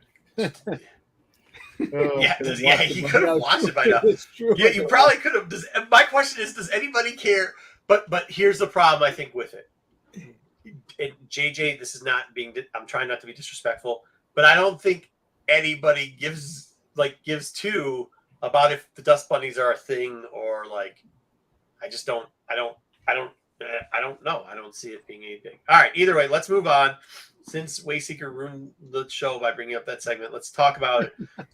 Top cards. I believe Jedi's got a little slideshow that I was about to pop up. Thank God I didn't because I just see it rerun. There we go. Yeah, Dom, go watch it real quick. We talked about. Dom, you got more to say about Grogu? No. I want to watch it. I want to watch this. I like this. Okay. So we talked about this a little bit, not really, more of a show and tell on Friday, MCM, when I opened up some packages. And this came up really briefly last week when a couple of viewers, I think Ryan was asking, hey, I wonder if they're going to do a phase 2 of the Tops on Demand set like they did with phase 1. And the timing of it was pretty cool. And then so we decided to do a presentation. And then throughout the week, there was a sale that I couldn't believe. And I posted it on the chat. And Marco was like, let's talk about it on the show. So I was like, all right. So most people probably are familiar with these if you collect cards or even if you don't, because I think we've talked about it.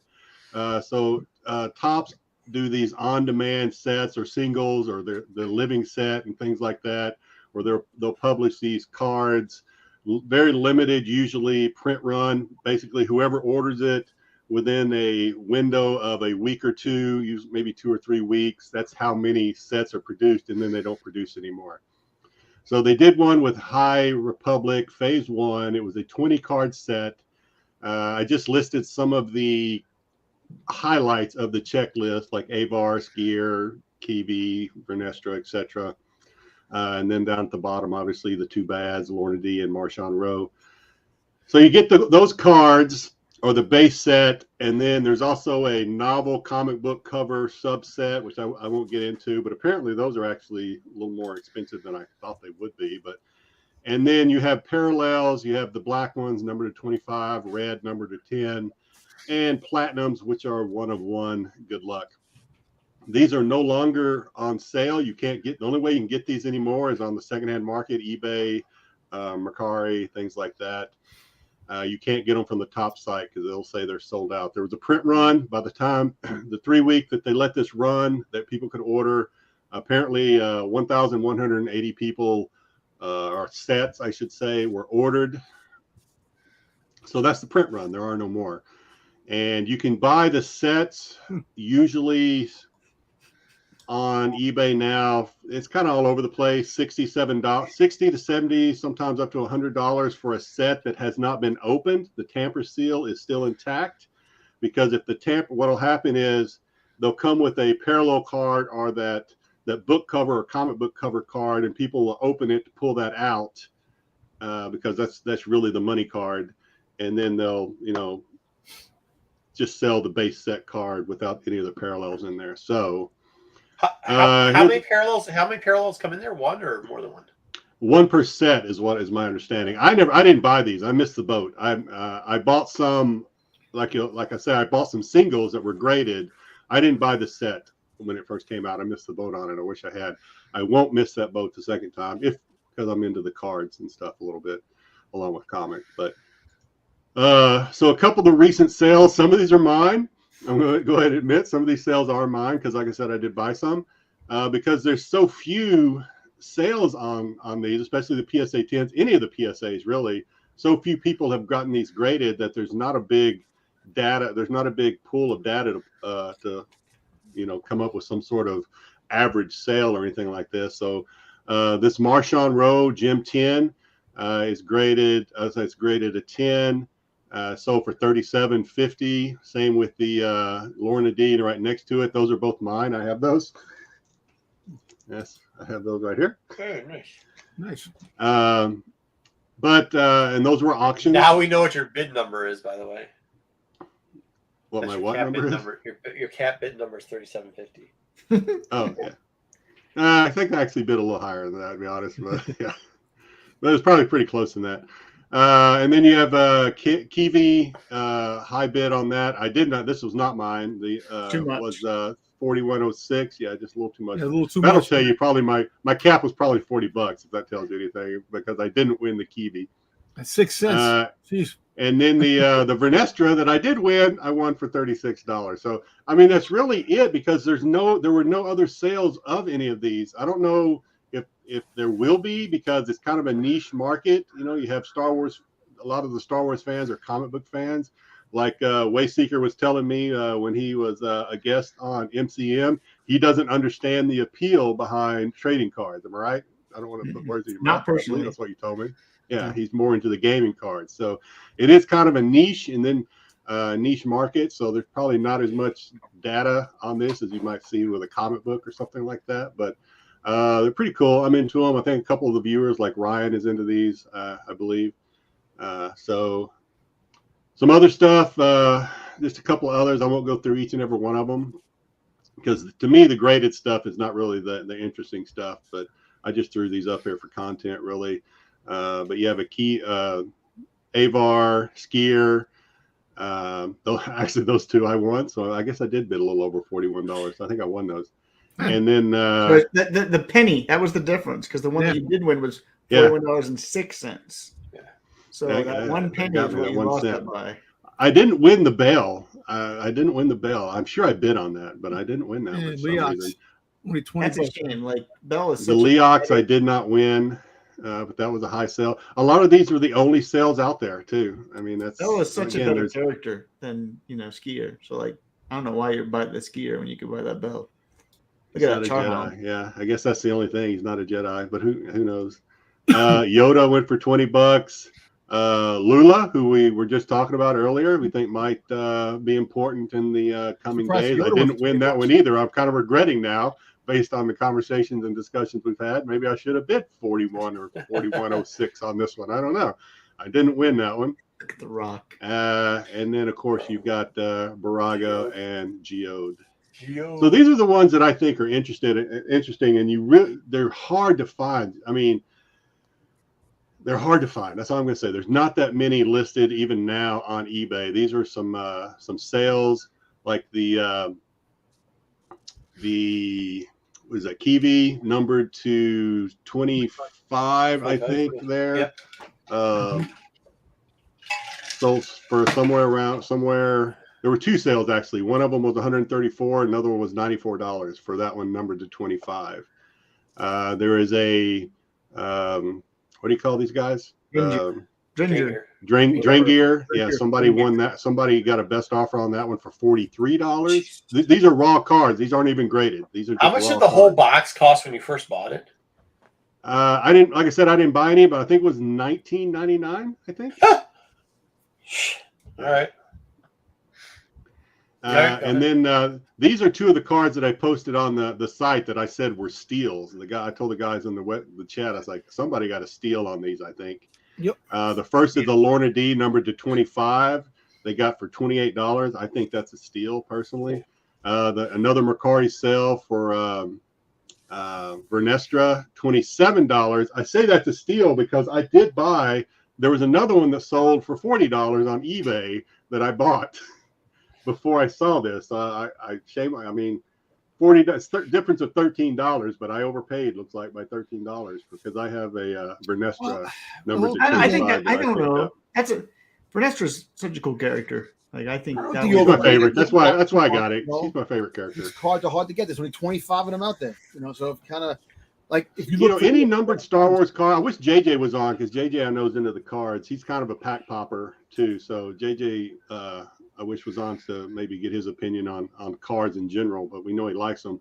Numbered cards are, especially in Star Wars numbered cards, they are a lot more expensive than a numbered card in like a football or baseball set, from my experience. Especially like if we'll just say Aaron Rodgers. An Aaron Rodgers card numbered to 25 would not sell for $100 I mean, unless they've gone way up since I last the hell with that guy. Tracked them. Yeah, I know, right?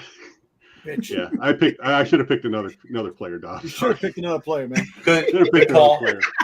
Yeah. But then we drop it down, and here's a little bit of a difference. And again, the one in the middle, these are numbered to 10. These are the red ones numbered to 10 of Bale and the dog, who I can't think of the name of the dog. Everyone loves the dog. What's the dog's name? It's just the Charhound, right? Charhound. Thank you. This one's numbered to 10. In fact, more than numbered to 10, it's numbered of 1 of 10. And it's sold on Mercari for $42. Somebody is asking $150 on eBay for a card that's not even the first numbered of 10.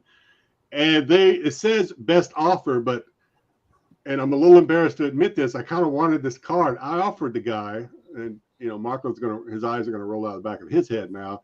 I offered the guy $125 for this. Oh, get the fuck out of here! He turned me down. He said no. He or she turned me down. Said no. That's probably the first offer this person got. So they're like, oh, well, watch. 3 weeks from now, they'll come back and be like, hey, you still interested in this? Make sure you tell them, yeah, for $50. He or she waited too long. Now that I've seen that Mercari sale for $42, I'm not offering $120 something again. Yeah. And then we see who's this guy's name? Ram. Just call him Ram for short. He's the one that invented Wizard. So if you're into Wizard, right? you think that's the key of Star Wars? He's the inventor of the word wizard. So Yes, he is. So guess what? $15, $16 for that card of it. $15. Not only is it numbered to 10, it's graded Gem Mint 10, and it's numbered to 10, and someone got it for $15. How much does it cost to grade a card? Like $30. Well, we talked about that a little bit on Friday, and I'm kind of guessing here, but it depends on how many you turn in at once, kind of like comics. I'm guessing somewhere in the neighborhood of $15 to $25 a card. I could be off one way or the other by $5. You should have bought that one. That was this. I didn't see that one. That one snuck by me. I didn't see it. I'm watching more closely now, but that one got by me. And then we have the one of ones. Now these are extremely rare. Oh, Wayseeker! I know, right? You got me. These do not sell. In fact, these two have already sold. So sorry, Wayseeker, you missed this one. So that's the set you have to make. Nihil, the two Nihil sold for. It was the best offer, so it was at somewhere around probably give or take $50 at $270. That's such bad art for the Nihil. Come on. Yeah, And then you have this. These are all concept art cards too. I guess I should say that too. But and then the same thing. I got 220 at or about best offer for the or how do you say her name? Orlin. Journey. Or yeah. But rest easy, Wayseeker. I told Dom. I do have this for you. I picked this up. I told Dom it was earmarked for Wayseeker. I don't know if he's seen the show because he was out camping. No, I was camping. I got you. It's PSA 9. Nice. It's not a 10, but it's a Wayseeker card that I'm going to send you. Hey, that's awesome. Now guess how much I paid for this? $5. You're pretty close. About $6. Sounds about right. Yeah, so that's not how much you're worth, Wayseeker, but that is how much I paid. It's more than I'm worth. Don't worry about it. He gave me a Han Solo one. I guess it's really expensive. No, it's going to take more to ship it to him. Oh, yeah, the Han Solo took off. But, yeah, that's it. I mean, like I said, I like – these are kind of in my niche where Star Wars and my – what used to be my love of collecting sports cards or trading card kind of meet, or it's kind of here. I know JJ is into it probably more than I am because like I said, he's a little bit of the gambler too. He likes to pop. I used to collect cards. I can't do it anymore. I mean, these ones are cool because I do think High Republic is such an important part of the future of Star Wars, and so yeah, maybe during the holidays I'll go through buy another pack. I just hate like the remember that box I opened? I'm just looking at it right now, still with cards screwed everywhere. I'm just going, wow. Well, there's a box there. Cards are a lot like comic books in that they can overtake your life and overtake your man cave or whatever you got. Rabbit hole. That rabbit hole. You can go down a rabbit hole, but no. I mean, it's like irrelevant to the point. I think at one point I tried to celebrate the rares and whatever, but then it was just like this is clutter, so I just stack them all in like a half-assed box. You see these cards you could put in a box. You could have like 1,000 cards put in one box, put away. Comic books. 1,000 comics is like 10 boxes.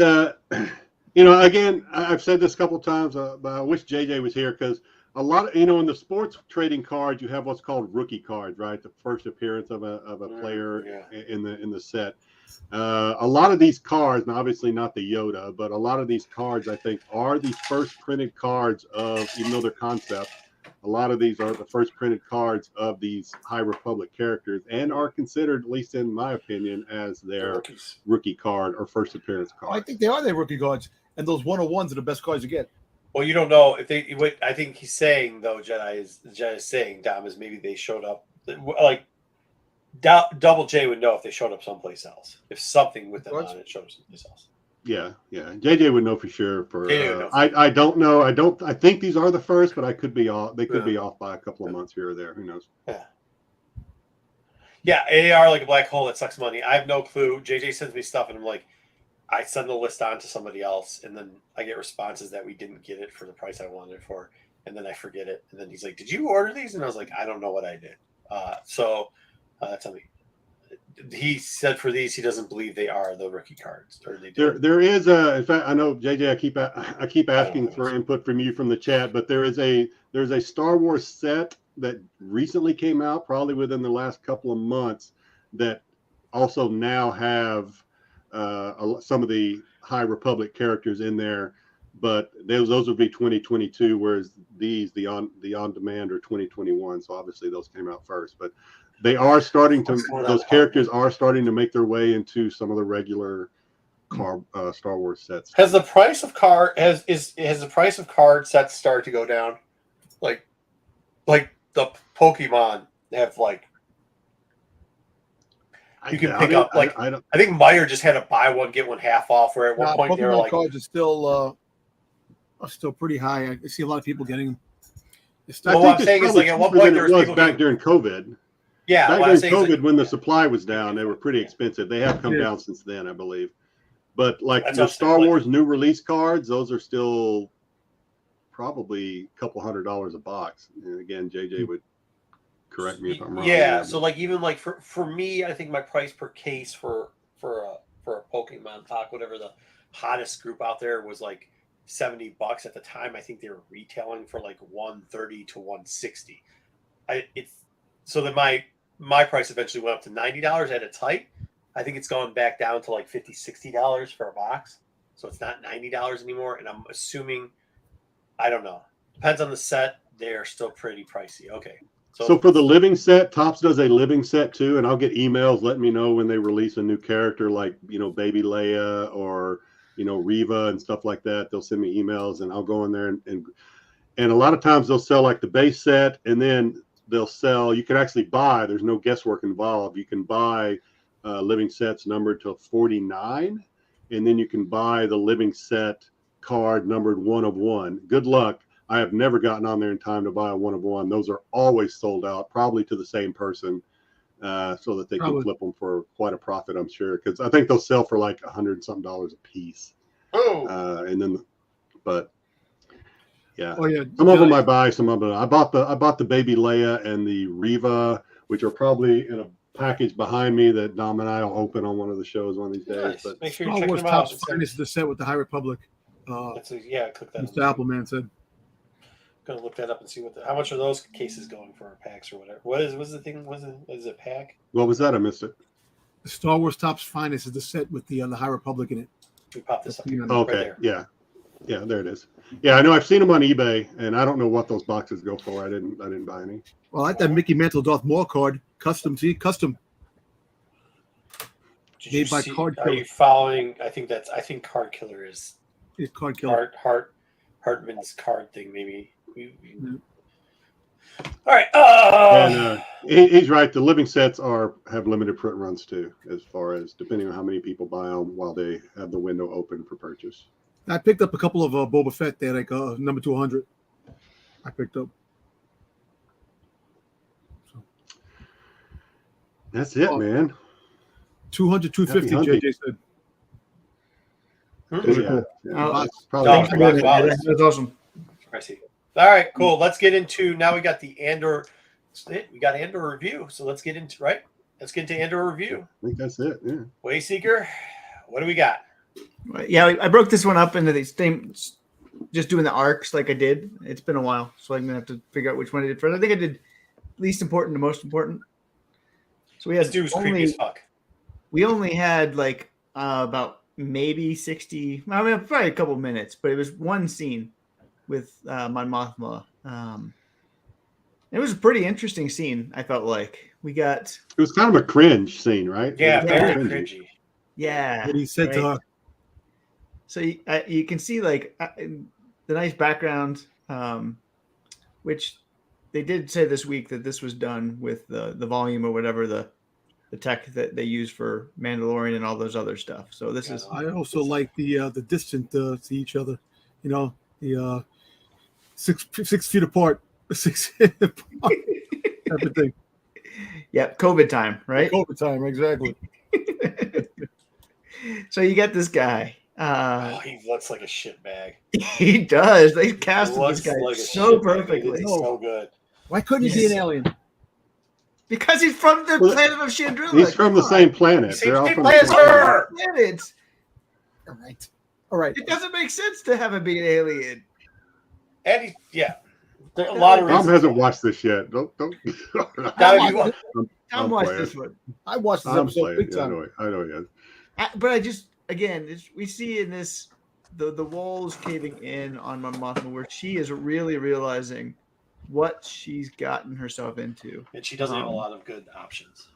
And the options before her are getting worse by the episode. And so in this one, right, he wants an introduction and probably no. That's not what he wants. He wants his son to marry her. He wants his son to be betrothed to her daughter, a 13-year-old daughter, and he wants to hook them up. No, but did you catch it? He's like, I know your husband, and like he was kind of hinting that he already passes by the husband. Like at first I didn't think anything about it, but then when you hear the end of it, you're like, oh shit, this dude has been like whining and dining the fucking husband. And has been kind of like soft. Don't you think that's what that was? He was soft. I think the husband's in financial trouble. Like there's something like he's had to go to this guy for multiple times, and at this time he's like, "Yeah, daughter's okay." But yeah, I don't want any money. I mean, this guy was 13-year-old daughter. This guy was, like you said, he's very cringe. He's very kind of greasy kind of, not a good guy. Yeah. But I thought he was like he made this scene very interesting. I thought. He did a good job at it. Yeah, he did. Especially that final line, which I was kind of like, oh boy. When he was basically, she was like, "Oh, there's not a chance in hell," and he's like, "That's the first lie you've said today," or something like that. Yeah. No. She said, we'll never have any business or something to that effect. And he's like, "Oh, that's the first lie." Yeah. That actually was clever because at first he just seemed like a shitbag that's trying to make his way up and whatever. But then when he turned around and was like, "Yeah, pretty much like, say what you want now. I don't take this personally." Like he didn't. Like he said at the beginning, like it's pretty much to him. It's like business. Like let's keep it business. And like he proved at the end, yeah, he's gonna. There's only one thing he wants. There's nothing else she can do. This for him. we've all probably heard the term before, and I'll PC it. I'll PG it down to like FU money. This guy has FU money. Yeah, money doesn't mean anything to him. He doesn't care about money. Yeah, he wants connections. So he understands what it is. Yeah. So what? She's gonna go through with this in the long run? No, I don't think so. I think the husband somehow. But I think the husband somehow is going to go through on her behalf. I know my mom still loves the daughter, but man, that daughter. Yeah. Well, if I was that was the thing. If I was the mom, at one point, there's only so much you can do for your kids. And you got a cool niece, right? You got a cool niece at least. Yeah. Get rid of it. All right. So she's thinking it all. She's really pissed at this. What do we got next? So we get the second storyline here, where we find out, this is the Luthen storyline and how it connects to the Deidre and what's going on with the Empire, right? And so in this storyline, they realize that the trap they set for Krieger's has worked, and they've taken the bait. And this guy here is like, well, we got to do what we normally do. And so we have to go in there, make him seem like nothing's wrong. And that sets up the story that goes on in this one. And I thought this was the best storyline, I think, of the three storylines. And they were all this actually turned out really good. Like, Yep. This is Ruben, slow down, Ruben. Calm down, Ruben. This is Jedi right here. This is for Jedi too, Yeah. Well, because it could have been one of the A's. It could have been Sabay. Yeah. It could have been. It could be Not Sabay. for Ruben. For Ruben, this was Amidala. Called it. Finally got one right. Okay. Maybe. Jedi be bidden, Oh, that's the headpiece. See, I told you these things go right over my head. I'm like, he okay. Didn't. No, he didn't. Yeah, he didn't send you 5 messages right on over this? your head, Jedi. That's where it fits. It fits right there. Here he goes. Yes. Yes. Like what? This is what I don't understand. Like the Dom and Jet and Ruben throw everything up against there to hit one right. Look, I love my batting average to always be about 80 to 90%. Batting it 1% is not good. Look, let me ask you a question. I'm going to say it again. Right. For him to get all these artifacts and these things, he has to have a dealer that's giving this stuff to him. We don't know if they're real. Y'all don't even know. It could come out that he's forging this stuff because he's not selling any of this shit. Have you noticed he hasn't sold a fucking thing? Have you noticed that yet? Well, the Emperor's not interested in any of this stuff. He's only interested in Sith artifacts and things. You think the Emperor, I guess maybe from a monetary position or something, maybe the Empire is interested in this stuff, but the Emperor could he don't care about that. I don't think the Empire is either. There's a barge. There's a barge that the Empire owns, that the Emperor owns. There is one. He has a treasure barge, which has everything that he wants on it. Like, literally everything. It's in canon like 50,000 times. It's been in the comics. Remember Lando? Lando stole one of his yachts that had artifacts on it? Yep. Is that the barge you're talking about, I think? Yeah. I don't know if it is. Oh, there's also what's his name went on and stole some stuff out of it. It was in the aftermath. But there's a bunch of stuff with his barge. So he like I said, they already got what they want. Yep. I tossed that one in there for you, Jedi. You can go buy that one on eBay. Yeah. So now they've got something. This will be coming out. This will be the next helmet thing that they sell for you. I was gonna say I gotta forget my Boba Fett helmets. I gotta $299.99. Yeah. Queen crowns or whatever these are. Jesus. All right. Next up. This is good. Yeah. This is what I'm saying. This was so good. I think this probably was my favorite scene. The movie's so great. Best thing we're gonna have through the whole TV show is that this may or may not be a similar piece to Queen Amidala. Like fuck how well the writing is. Fuck the acting. Fuck the storyline. Yes, we got one right, fellas. Kind of, maybe. If you guys had not told me that, I would still not know. Right. No, I agree. Look, I mean. That's like the only Easter egg we got. Like there was one other one I didn't put it in here, but that was got an Easter egg. Get him. Let's go. This right here was all. I was like, oh shit, is he gonna backstab him? Right. Yeah. Go ahead. Actually, so I got a question about this guy. Yeah. Real quick, and then because Wayseeker may tell us, and I don't want to step on his toes, but no. So is this guy an Imperial official or officer that got flipped, or is he a spy that was inserted by the rebellion? It seems like he was inserted by the rebellion, and then the rebellion let him kind of gave him tips, like so he would rise up quickly in the ISB. So he's in the ISB. Yeah, I feel sorry for this guy. And so it seems like, here's somebody we can sacrifice. It's time for this person to go. Like this is the brutalness of the rebellion that we see from Luthen. Like Luthen's willing to sacrifice whomever for the greater good for his cause or whatever. And so sometimes he sacrificed people that, might have something on him or whatever, so that he would be able to rise up quickly. And so he had the inside scoop and they used it. So that's why he's one of the highest risers within the ISBs. So, yeah. Once you're in, apparently. There's no. You know what's crazy? Out. I actually thought that he was going to take him out. I thought because he was trying to get out of the thing, saying no more. I have a kid now. Well, too bad. He's gonna be fatherless. That's it. Boom. Luther obviously has some leverage on this guy. So Luthen has a lot of leverage. A lot of leverage. I can't wait for his backstory. Yeah, we'll let Marco come back. I can't control it unless you can control Jedi. I can go to the next slide. Oh yeah, I can. So then you see him here in the elevator, and you kind of see him panicking. I thought this scene was really good. We're if it's a trap.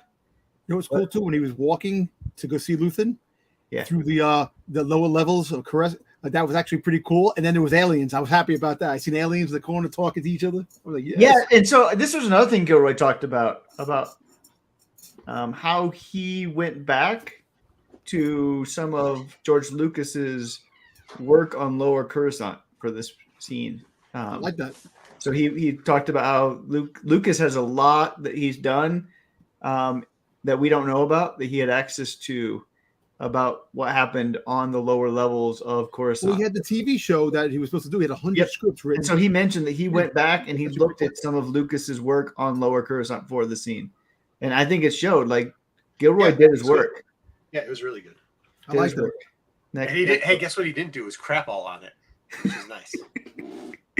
And I couldn't. There's no good scene. There's no good way to capture what happened because it was an awesome scene.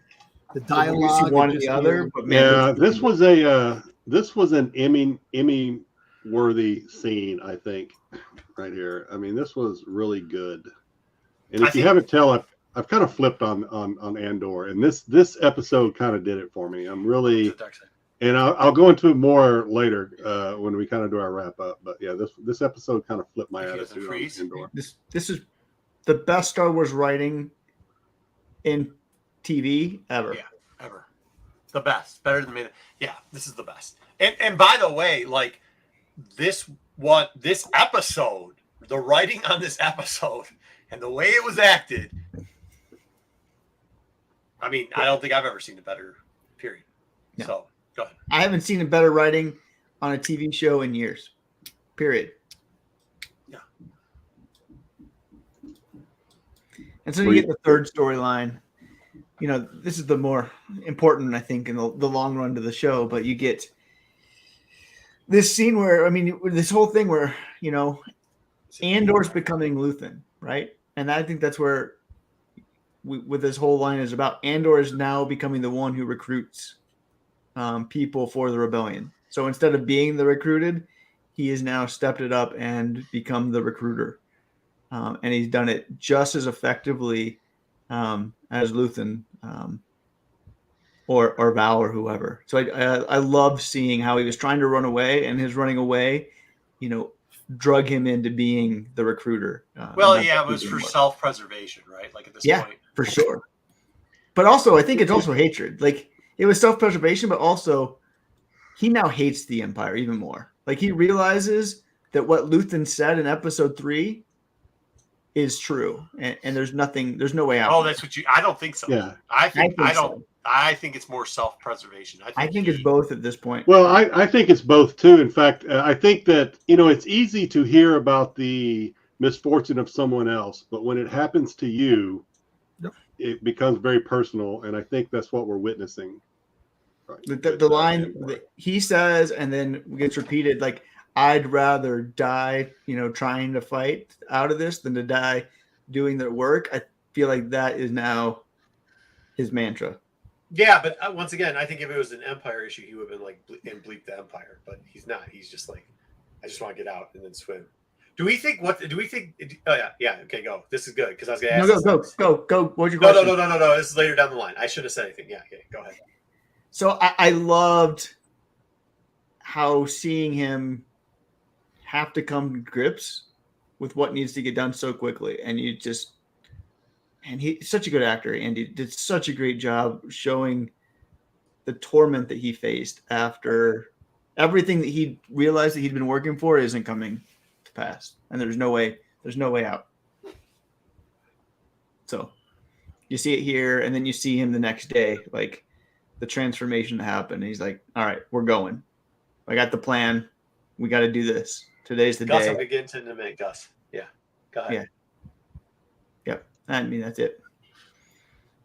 And so then they go and they start the day. Day is normal, right? They're all trying to pretend like everything's going on. He's trying to order and boss them around. We're 2 behind. Let's go. And while they're doing that, you get the next scene where like he's just it took him forever to break that damn pipe. You know what I'm saying? He was trying the easiest way, then he got wet. Have you ever tried to break that type of pipe? I've never tried, but I'm sure that's realistic. I'm just saying, he got all wet. It's like, how do you explain getting soaked? I know that was the weird thing. Like, what's this guy that's soaking wet doing? Right? He's coming down. Fall in the toilet? I know. Okay, a couple of episodes. Go ahead. Go ahead. No, go ahead. But I was just going to say a couple of episodes, maybe one episode ago, and this episode I thought was really good. How the writing is always, at least for this viewer, the writing is always seems to be like one step ahead of what I'm expecting. Because I know a couple of last show or the show before, we were like, what's that wire? Is it electrical? That can't be. It's dangerous. You can't cut an electrical wire, blah, blah, blah. And then in this episode, we find out, oh, okay, well, the writers are a step ahead. It's not, obviously not electrical. See, I actually thought this was for the floor, that they're going to try to put the floor on and all the convicts were going to run. But they did it a different way with water. But it was kind of funny. I just laughed because he's trying to get it, and also he's getting soaked. I'm like, come on. All right, did anybody see the hey, time out. Did anybody see the next one?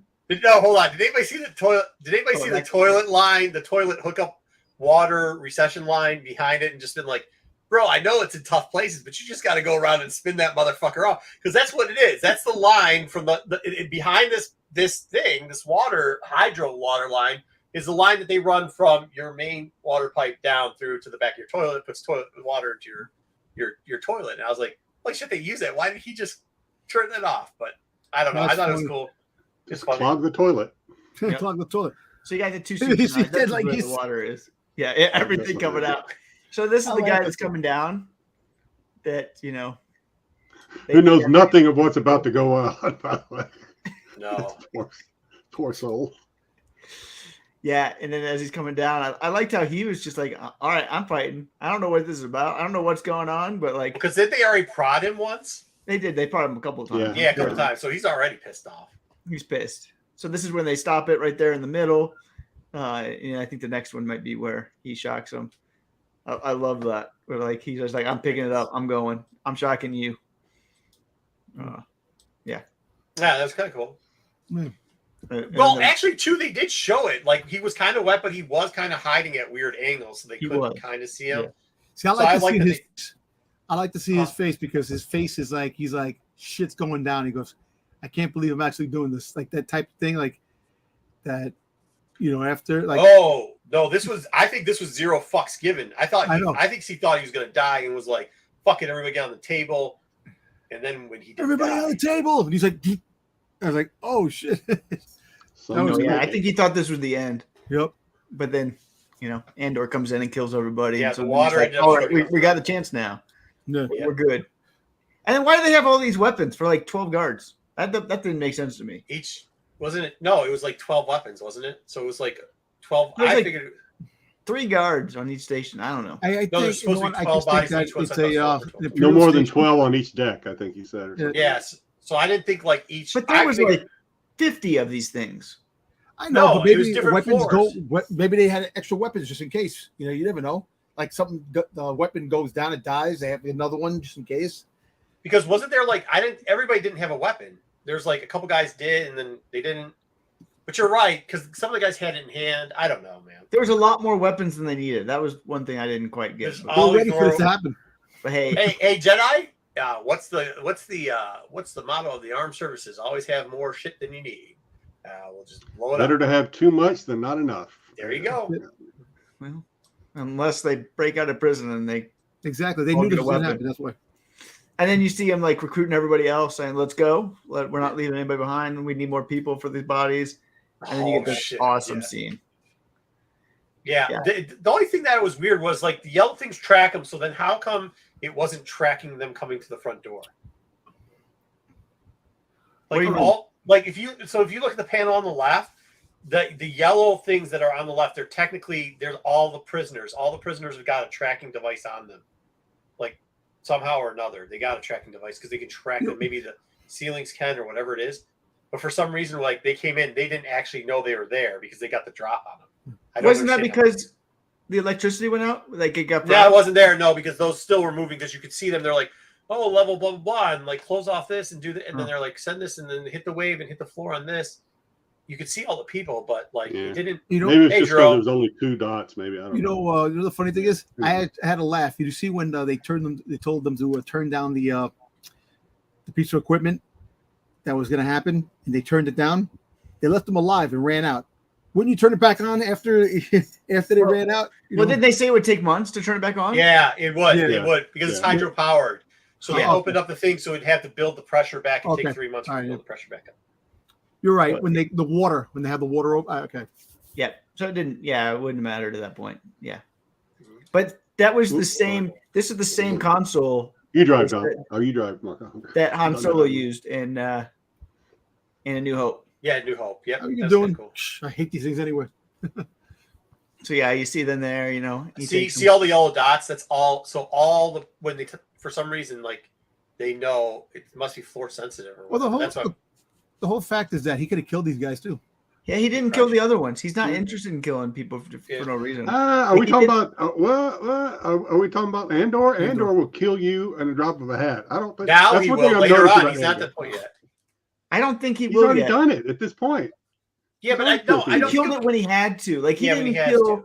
He didn't kill the what's his name that Luthen told him to kill in episode 3.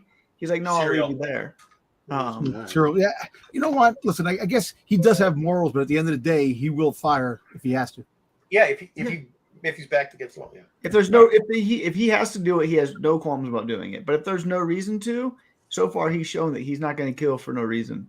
So, yeah. I love this scene because this scene is like exactly like episode 6, right? Right. This is Cinta and Vel. We're like. Vel's there and she's hesitating and Cinta's like, go. Like, you're the one that has to do this. I can't do this. You're the one that has the authority. Yep. They need you. You got to go. And you know how, like, in that relationship, Cinta says something to Vel and then, like, Vel later repeats it, right? To other people with Mon Mothma. She's like, it's for the good of it. You take what you can. Right. He repeats exactly, just like that. He repeats exactly what Andor says about, I'd rather die trying to get out than die doing what they want. So it's exactly the mirroring of that Cinta Val relationship right here. And I loved how just that pause and his action was all you needed to show that mirroring. Just such good writing and directing. Yeah, because like he never had a chance to do this. You know, he was acting all tough because he thought he was getting out, but now he's escaping. You know, Yeah, but he's probably Jerome, but he's probably left alive more people than Vader too. Yeah. You know that, right? I know. Which not really, because if the scene actually that Rogue One leads up to, I think fucking Vader single-handedly kills like 120 people, a person crew. So he did. Yeah. And then he goes, and he's not letting back, and the transformation. That was good, man. That was really good. And these guys are hiding. Oh yeah, they're hiding. Like, go get out of here! Get out of here! But All right, so here it goes. Gus has this too. We're gonna have to take an over/under on this one because Gus says is he coming back? I'm for sure of it. So Gilroy's already talked about this. I'll let y'all talk about what before I tell you what Gilroy has said. So what do we think? What's the fate of this character? So let me just throw something in here. So this scene I thought was like, holy shit, this is another twist that the writers kind of threw that I really appreciate. I like a good twist, right? Yeah. That he's gone through all of this. Either he didn't know, because I can't remember when they were flown in. They probably couldn't see what they were flying into. Right. So they probably had no idea that they were surrounded by water. But the fact that he got there through all of that, and he's like, I can't swim. And then for a second you think, okay, Cassio's going to take care of him, and then Cassio gets pushed in. You're like, oh, this poor sucker. Now the funny thing is, and every once in a while, I haven't done it with Andor at all. Every once in a while, I'll bring my wife into this. My wife, for whatever reason, was sitting on the phone or sitting on the couch playing her phone while I was watching this. She'd never watched a single episode of this show before. And my wife, who I guess can do 2 or 3 things at once, she looked up, she's like, he can't swim? I was like, I guess not. I thought it was terrible. And I'm like, I know it is. Yeah, I mean, I thought it was brilliant how they did it too. Like, he can't swim, never thought about it all, because he was like, a lot of his stuff was just looking after everybody else and worried about getting out. He was never worried about like how they're actually going to get out. And I would think that normally this is it. He's dead. This is the normal thing that happens. But this show has not been the normal, easy way of doing any leaping thing. So this guy's probably somehow found a TIE fighter, or I don't know. I don't know. It'd be fascinating. I think if any show was going to kill off a character this way, it would be this show, because it does break the norms of Star Wars. If it was any other Star Wars show, I would think, yeah, he's going to survive, because Star Wars doesn't kill anybody. But this show is the type of show that I'm like, yeah, maybe it's dead. Jerome, I think he just was like so focused on everything else. Like, you got to think about this. Within 24 hours, he went from like, I'm getting out in 20 days to, oh shit. Well, maybe the water almost electrocuted me, but didn't work. And by the way, in the next 2 minutes, we're on top of here.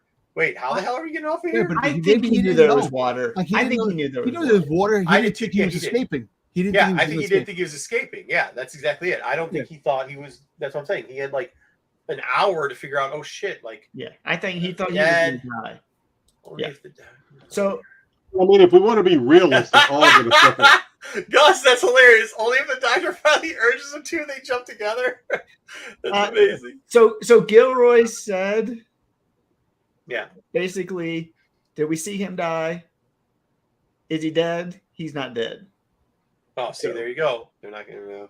So, I mean, realistically, they're all dead. They're all going to. I mean, I didn't see any land. They're all going to suffer hypothermia and die. Well, but, no. We saw them running on the beach. How many people? I know, but I mean, that's Star Wars. How many people died jumping off that thing? I don't think many died. I really don't. I think most of them made it. I really do. But most of them got. And only there's at least a half dozen we might see again. And only I don't know who ever see any of them. It doesn't matter. It doesn't. Right? So what makes me laugh is that only 2 people ran one way and everybody else ran another way. You don't think that he would have gained to other people?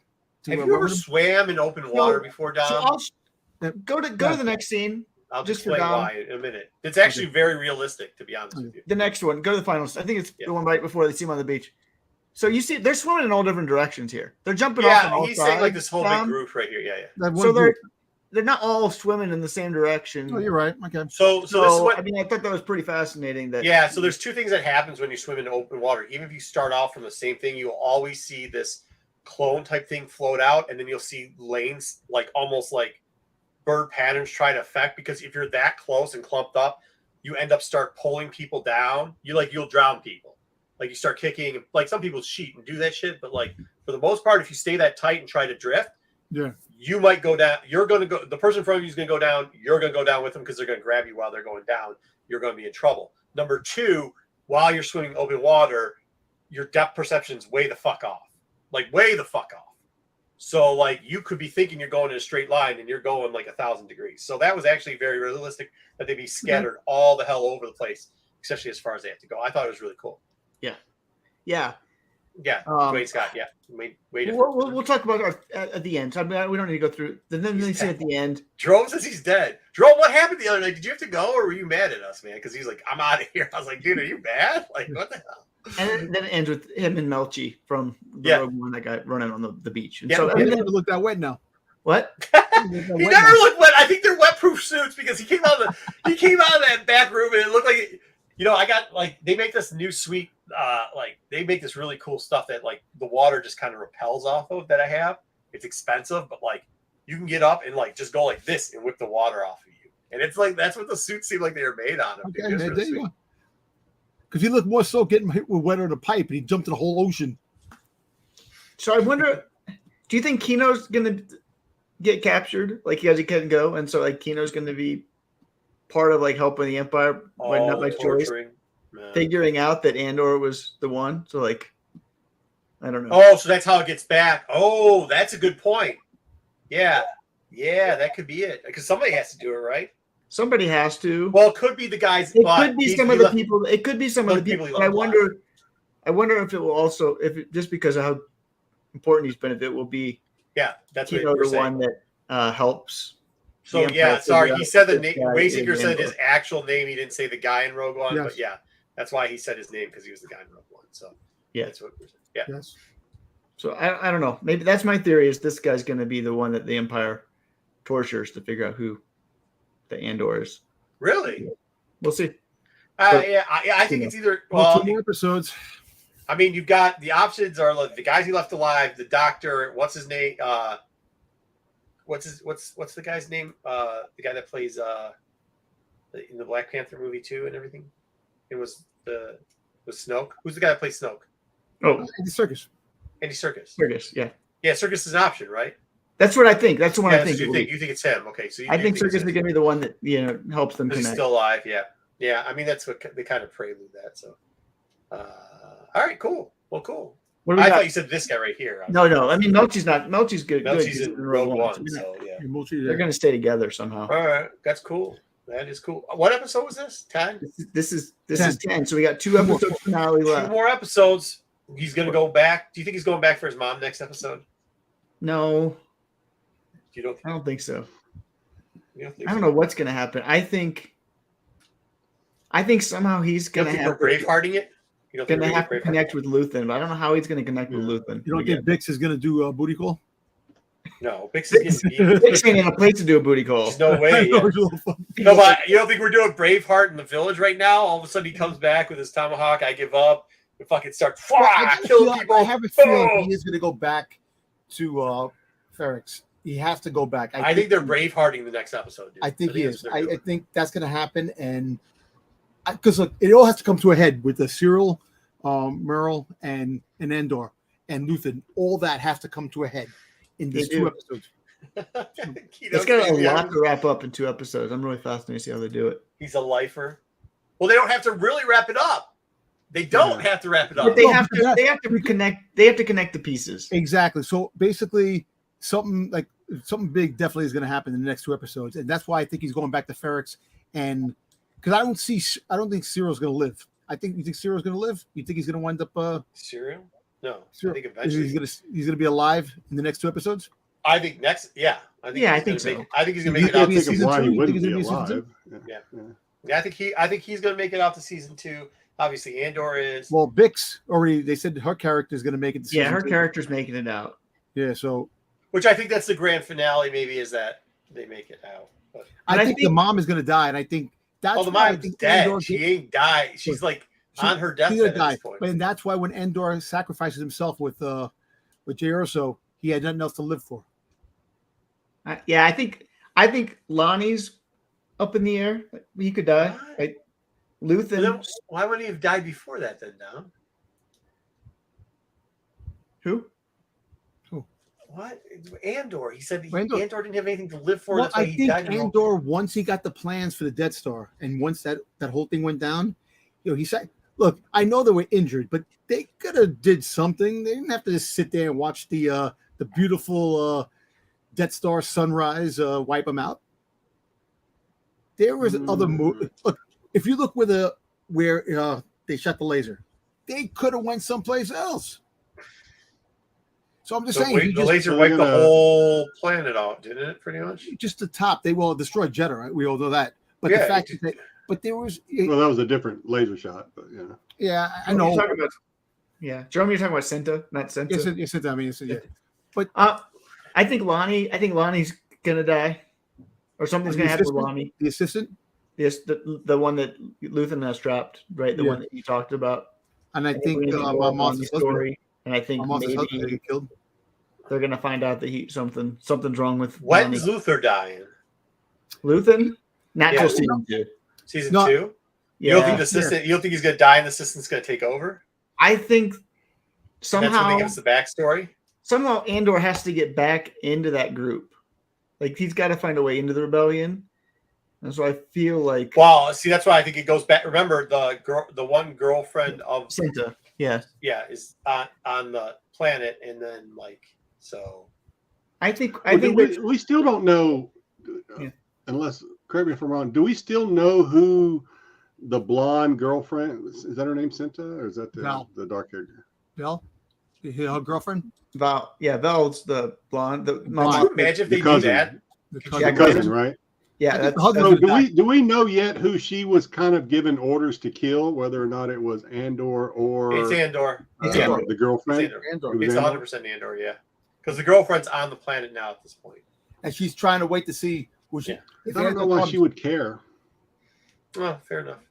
She kind of had this because when they told her she had to wrap up loose ends, she kind of had this look of not wanting to do it. If it was Andor, I don't know why she would have that look. Yeah. Oh, Jedi. Yeah. Thank you. Yeah, maybe it does. Maybe it is. Maybe it's hey, you gotta get rid of her too. This would be messed up if they do the stalker, killer, stalker thing. They do what is it called? The married, whatever that thing is, where she's boiling rabbits in the pot. But you never know. You never know. And I agree. The one cousin, especially now it's the cousin, and you see this whole backstory. I mean, who knows if the girlfriend's even really a thing, or it's just somebody she's using. Think about that. Everybody thought it was but then all of a sudden you find it's the rich kid, and she does tell her sister, her nephew or niece or aunt. What the hell's her relationship to what's her name again? Cousin or something like that. Cousin. Yeah. She tells her cousin, you're not doing enough. You got to fucking go all in. Throw your husband on their bus. Throw everybody on their bus. So Jenna's got a good point there. She could be. I'm kind of said it before, and I got poo-pooed on it. Jedi now is picking up the mantle on it, so I appreciate him doing that. You're wrong. That's okay. That's all right. All right. What am I doing now? It's okay to be wrong.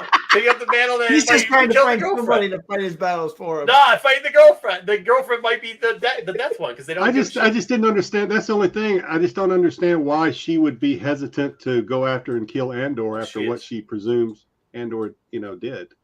Yeah. Before they separated. Why would she care? You got to go kill Andor. Okay, yeah, on it.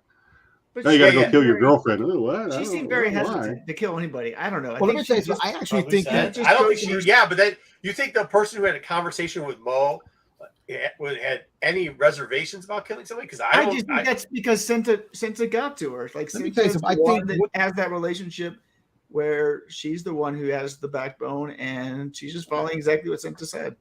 I actually think what's going to happen is that Luthen's assistant is going to wind up killing everybody. She's going to be. You think so? I think she's Sith. Oh my god! She had the hood on. She looked like a Sith when she was friggin' walking down the damn thing. Dom, that can't be serious. So you got no. Time out, Dom. That can't be serious. She had yellow eyes, Marco. Stop Can it! you see the yellow eyes? Stop! He had the hood up. The hood. Anybody who wears Dom, hood where do you get is this a crazy Sith. shit? Is a Sith. Where? So you got, Ahsoka is a Sith. You got Jedi and Sith working together Maybe at the she's a same Dark shop. Force user. Maybe she's a Dark Force user. We're gonna find out. Somebody's gonna be. Come on, that's nonsense. Well, you know what? All kidding aside, me Were you personally, kidding? but Yeah, I think Luthen is living. I actually think that Hey, his what's up, assistant, Kev? his assistant might bite the bullet, can see die. that. But I think she's gonna wind up doing something that takes out a couple of people. I guess the question for me in these last We gotta get new. We gotta either get a new shirt or a new thing. Hood equals Sith. Yeah, Maybe a hoodie. Hoodie equals Sith. yeah, I mean, that's a it. great shirt. I guess the question for me is this going to get Luthen to come around? Like they're going to connect it. Is somehow he's going to find out? And he's going to be like, "Oh, Andor's more important. Then we can't kill him. Get out of here. We have to Where save is him." BK? I don't know. What do you mean come around? Luthen's going to come around to Andor. I think in these next 2 episodes where he's going to say we don't need to kill Andor anymore. I think now that the one guy's going to die, he needs somebody else because he's playing this pyramid with 2 or 3 people, especially with Saw Gerrera. You know what? You're right. I actually think what's going to happen is that the dude from the where did you go? The guy he was talking to, he's going to wind up dying, and he needs another form and another fulcrum, and that's where Andor comes, and that's how he becomes the new I'm probably wrong. I'm probably wrong on this, but Andor probably has some new value in the fact that he's been inside these prison. He's kind of seen what they're making, things like that. He's probably got some intel that might end up getting him off some. And maybe with Luther, you're the one that said that he starts to lead the. So now, before I think Lutheran's like, I don't care about this guy because this guy doesn't care about anything. He just cares about profit. But now when he's like, oh, wait, he did all these speeches and he got it going. Like, all right, cool. Yeah. Maybe he does see some value in it. He becomes the second in command. I think that he becomes more of a value. Is he a Jedi Dom? No. Damn. Jedi Andor. That comic book's going to go through the roof right now. There you go. Speculation. Everybody in Rogue One dies, but they're all Sith and Jedi. There you go. Nah. BK, I hope everything's going okay with you, man. I really do. Now, you know what the funny thing is? The funny thing is I actually think that Luthen's assistant, there's something more to her. I think there's a lot. List. There you go. He's got to come back through. List of people that Dom has said in this show is more important than what it is. Because I think you've said Luthen. You've definitely said Luthen. No, I think Luthen Marco, has your homework this week. Your homework this week is to go back over the last 9 weeks and clip Dom's remarks from each of those 9 weeks. No, I'm not doing it. It drives me crazy when I do it. I'm like, listen, look, wait, listen. Luthen has seen something in his lifetime that makes him think the way he has. That's right. He chose the colors, the prison colors. That's how he got the rebellion colors. So that's that. But his assistant, he had to find her. She might have been like everybody, one way or the other, was either part of the Republic or part of the Empire. One way or the other. If you always think about that, the two sides. There might be something more to her story. I'm telling you, there's a twist to this whole thing. That would be the show. There would be, yes. It's supposed to be a thriller. The twist would be part of it. There's been twists in the show already. So Captain Obvious. Thank you, Dom. Once again, words, mixed them all up, and came out with a salad. There you go. The Clea story is going somewhere. Like she obviously, they've been alluding that, she's kind of been the backbone in some ways, and there's something to that story, but I don't know what it is. I'm not going to speculate. So now we've got a Sith Crimson Dawn. I'm throwing this out here because one of these is going to catch, and when it does catch, I'm going to get victory right here. That's I don't understand that. I don't understand. Just throw stuff out. No, hey, I'll tell you this: that ain't happening. Sith ain't happening for the other one. Well, all I know is if we ever hear her. If we hear her refer to somebody as Aunt Kira, then we know that Dom might be onto something. Yeah. We just have to wait. It's another shirt. Word salad equals Dom. We already have that, I think, don't we? You have some bitch. Where's that? Oh, you have some bitch. we have the words out there. I think the assistant wishes she was running the show. Well, I mean, I think it was just kind of showing what she was. I don't think I sent him an action figure to corrupt him. Everybody likes. Listen, yeah, I guess I was one. Me and Wasey were really high in the show, and now we've converted Dom, but we didn't do it. The show did it. The show's that good. I know people were saying like, oh, but like I think I can't say because of JJ's. The reason why I think the way I think sometimes, all kidding aside, I know Star Wars is Star Wars, and we get away from the Sith and Jedi and stuff like that, but it's hard to believe a TV show that we're getting that has nothing to do with Sith or Jedi or Dark Force users. Eventually, something has to come out. It's just not. That's the whole point. It would be. It's the one thing we've been asking forever for, and it's happened. Well, and I appreciate that. Star Wars saga. But I'm still trying to think, that the Vader scene in Rogue One, right? It was a heist movie. They were trying to get the plans for the Death Star, and it was that, and then until Vader came out at the end. So you would think that Vader scene at the end of Rogue One, I think, as great as it was. I think the main reason that was in there is to kind of just tie that together, tie it into A New Hope. Yeah, it really wasn't necessary, at least to those who know Star Wars at least a little bit.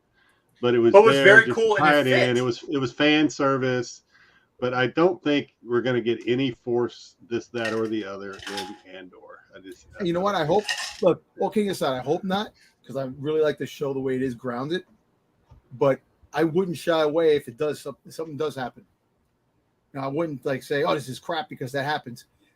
I'm to be honest, I am kind of expecting something, but at the end, I understand because I really do enjoy this show, and it's definitely.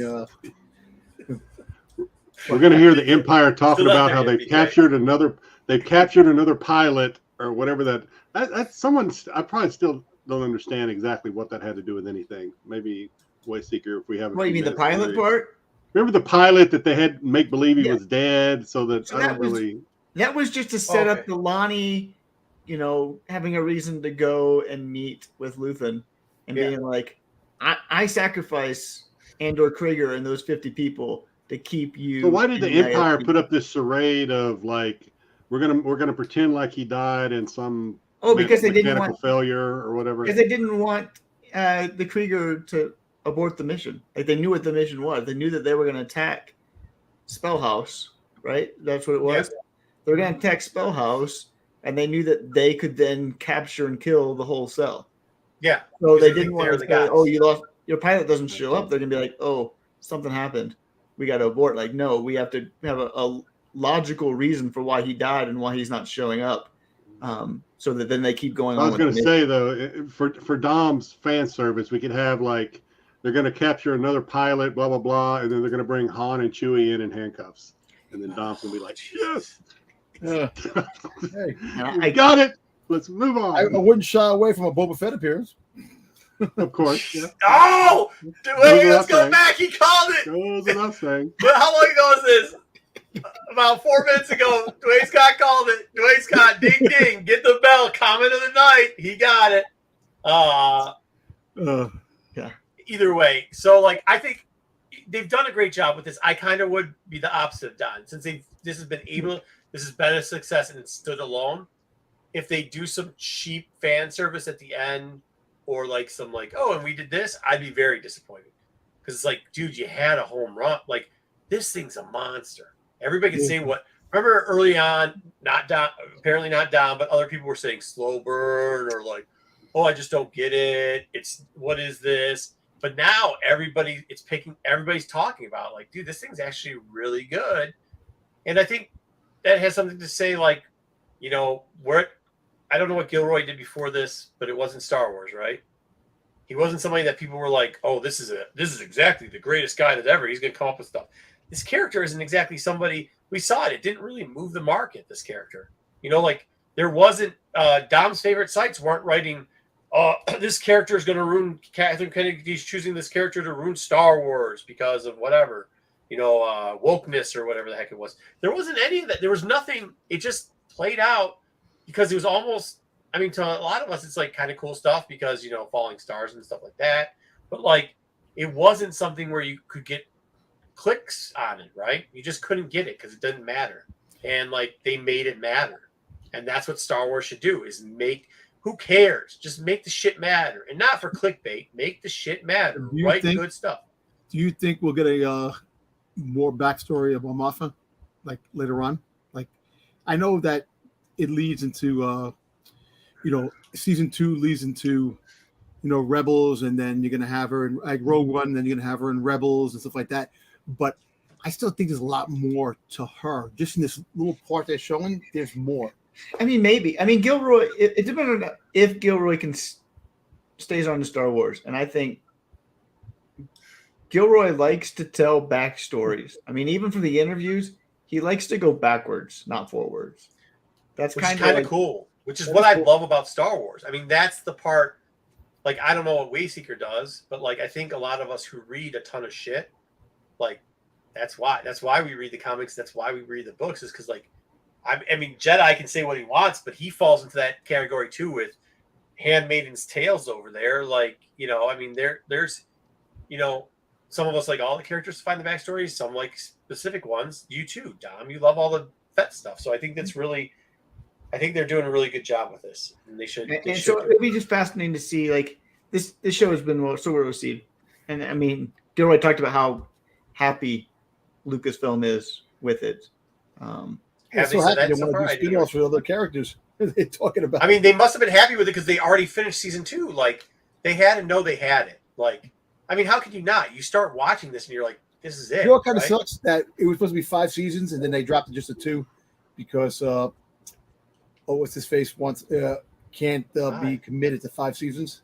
But Gilroy also didn't want 5 seasons. I thought it was early on where they were asking for 5, and they're like, "No, we'll give you an extra long one." It was going to be 3, and then it went 3, to 2, yeah. And I think Gilroy might have been able to push Gilroy from the sound of it to 3, but the amount of work. But instead of them, he talks about how like this has been the only thing he's been able to think about and do it'll be 5 years for 2 seasons. So the thought of him having to do another 6-7 years on this project, it would have burned him out. It would have burned Gilroy out. Like that's the intensity that he brought to this project, which is showing. Do you think Gilroy comes back a few years down the road to do another series about something else? I actually hope that he doesn't. I hope that if he does, it's something small, another small off project, but I hope he does. I hope when we get these people that do something very good, I think it would be hard to recreate. I mean, if he does do it, like you said, what was he thinking about doing? What's her name? Yeah, Jen. Jen.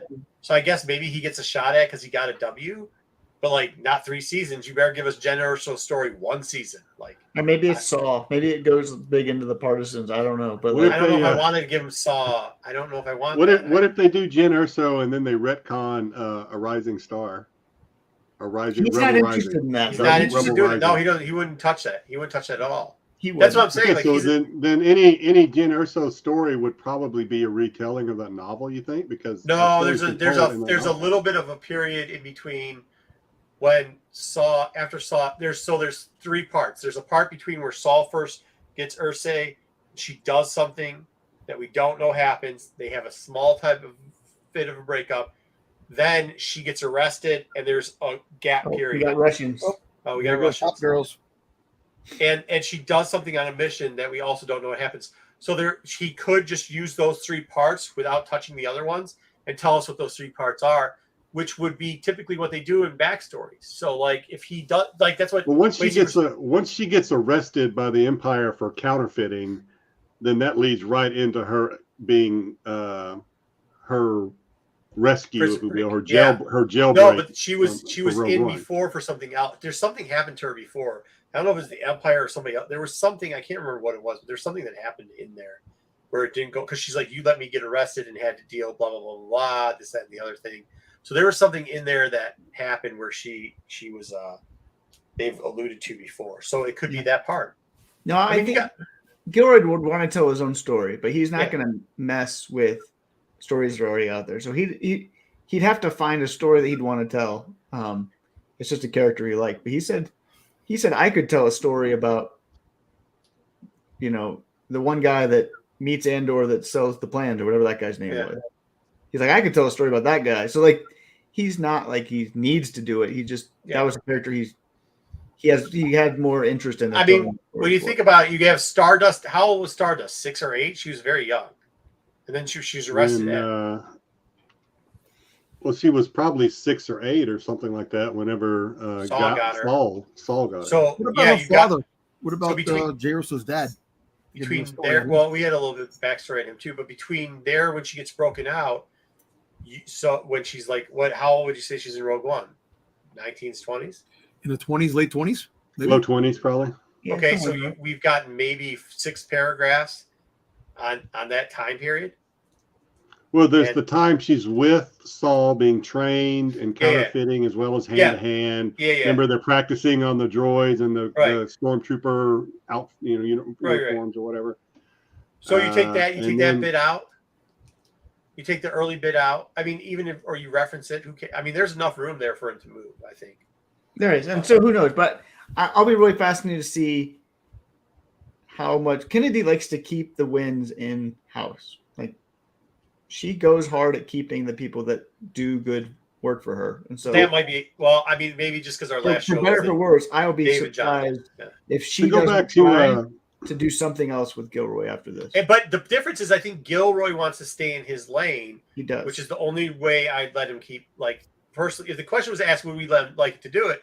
Yes, if he stays in his lane. If he starts going outside of his lane, I mean, every rapper wants to be an athlete. Every athlete wants to be a rapper. Every actor wants to be an athlete. Like, every actor wants to be a rap. Like, you got to stay in your lane. He will stay. I think he will stay in lane because he doesn't care about Star Wars. To go back to what Dom was saying earlier, I don't think Mon Mothma is a good character for any sort of spinoff. I think she's she's the foundation or the early stages of the rebellion. But once the rebellion takes off, I don't think her story is that interesting, or maybe it could be. I don't know.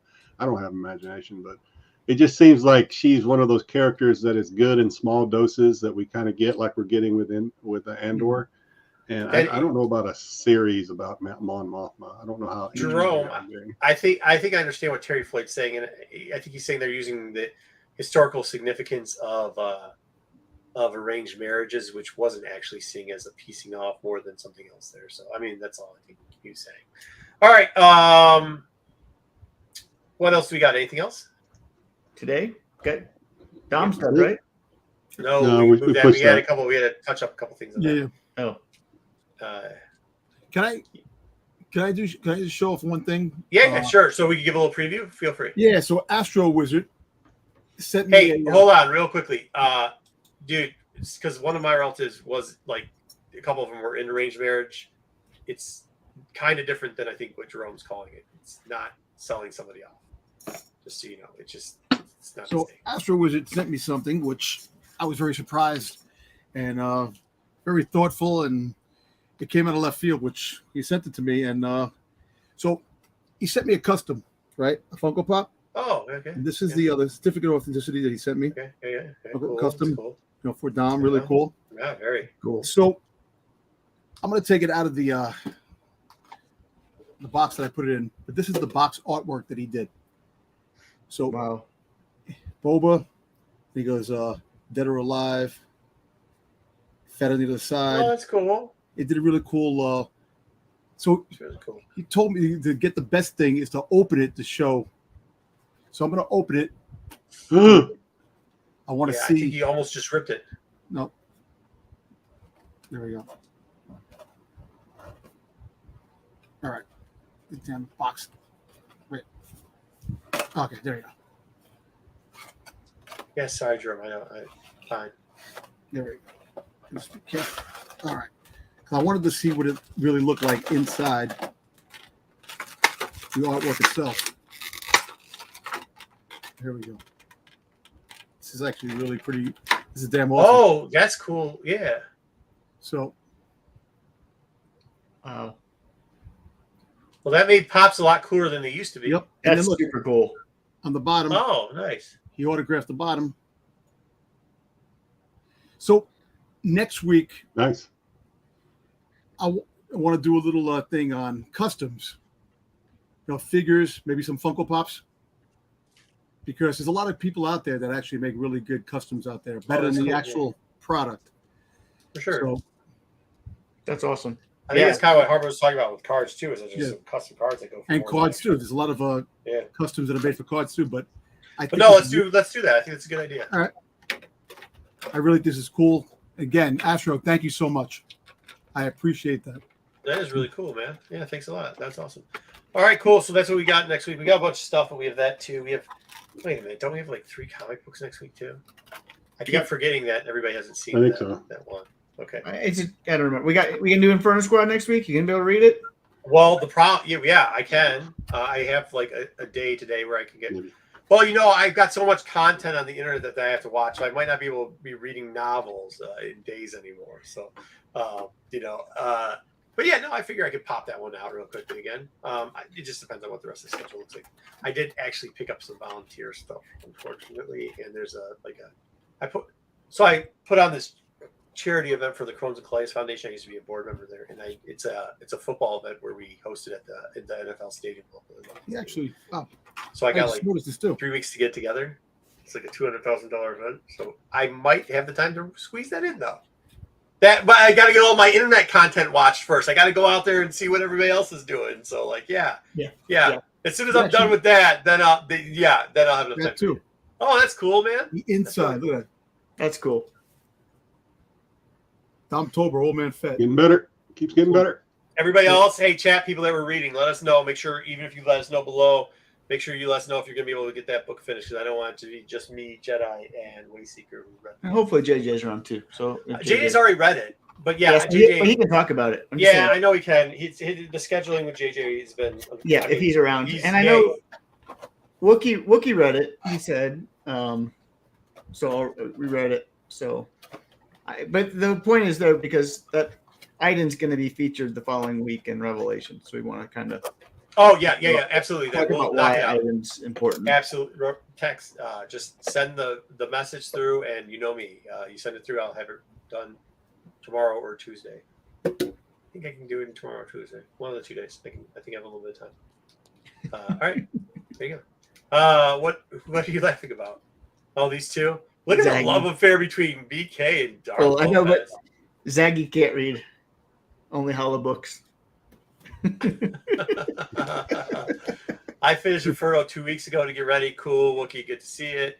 Zaggy? Would you at least listen to the book for us? Do us a favor. I think you can listen to it.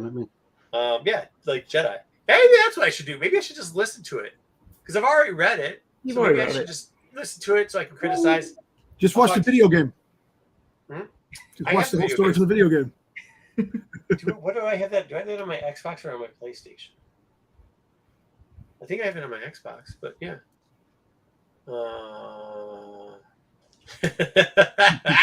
BK, all your friends, BK, all of them. Let them know, BK. Let them know.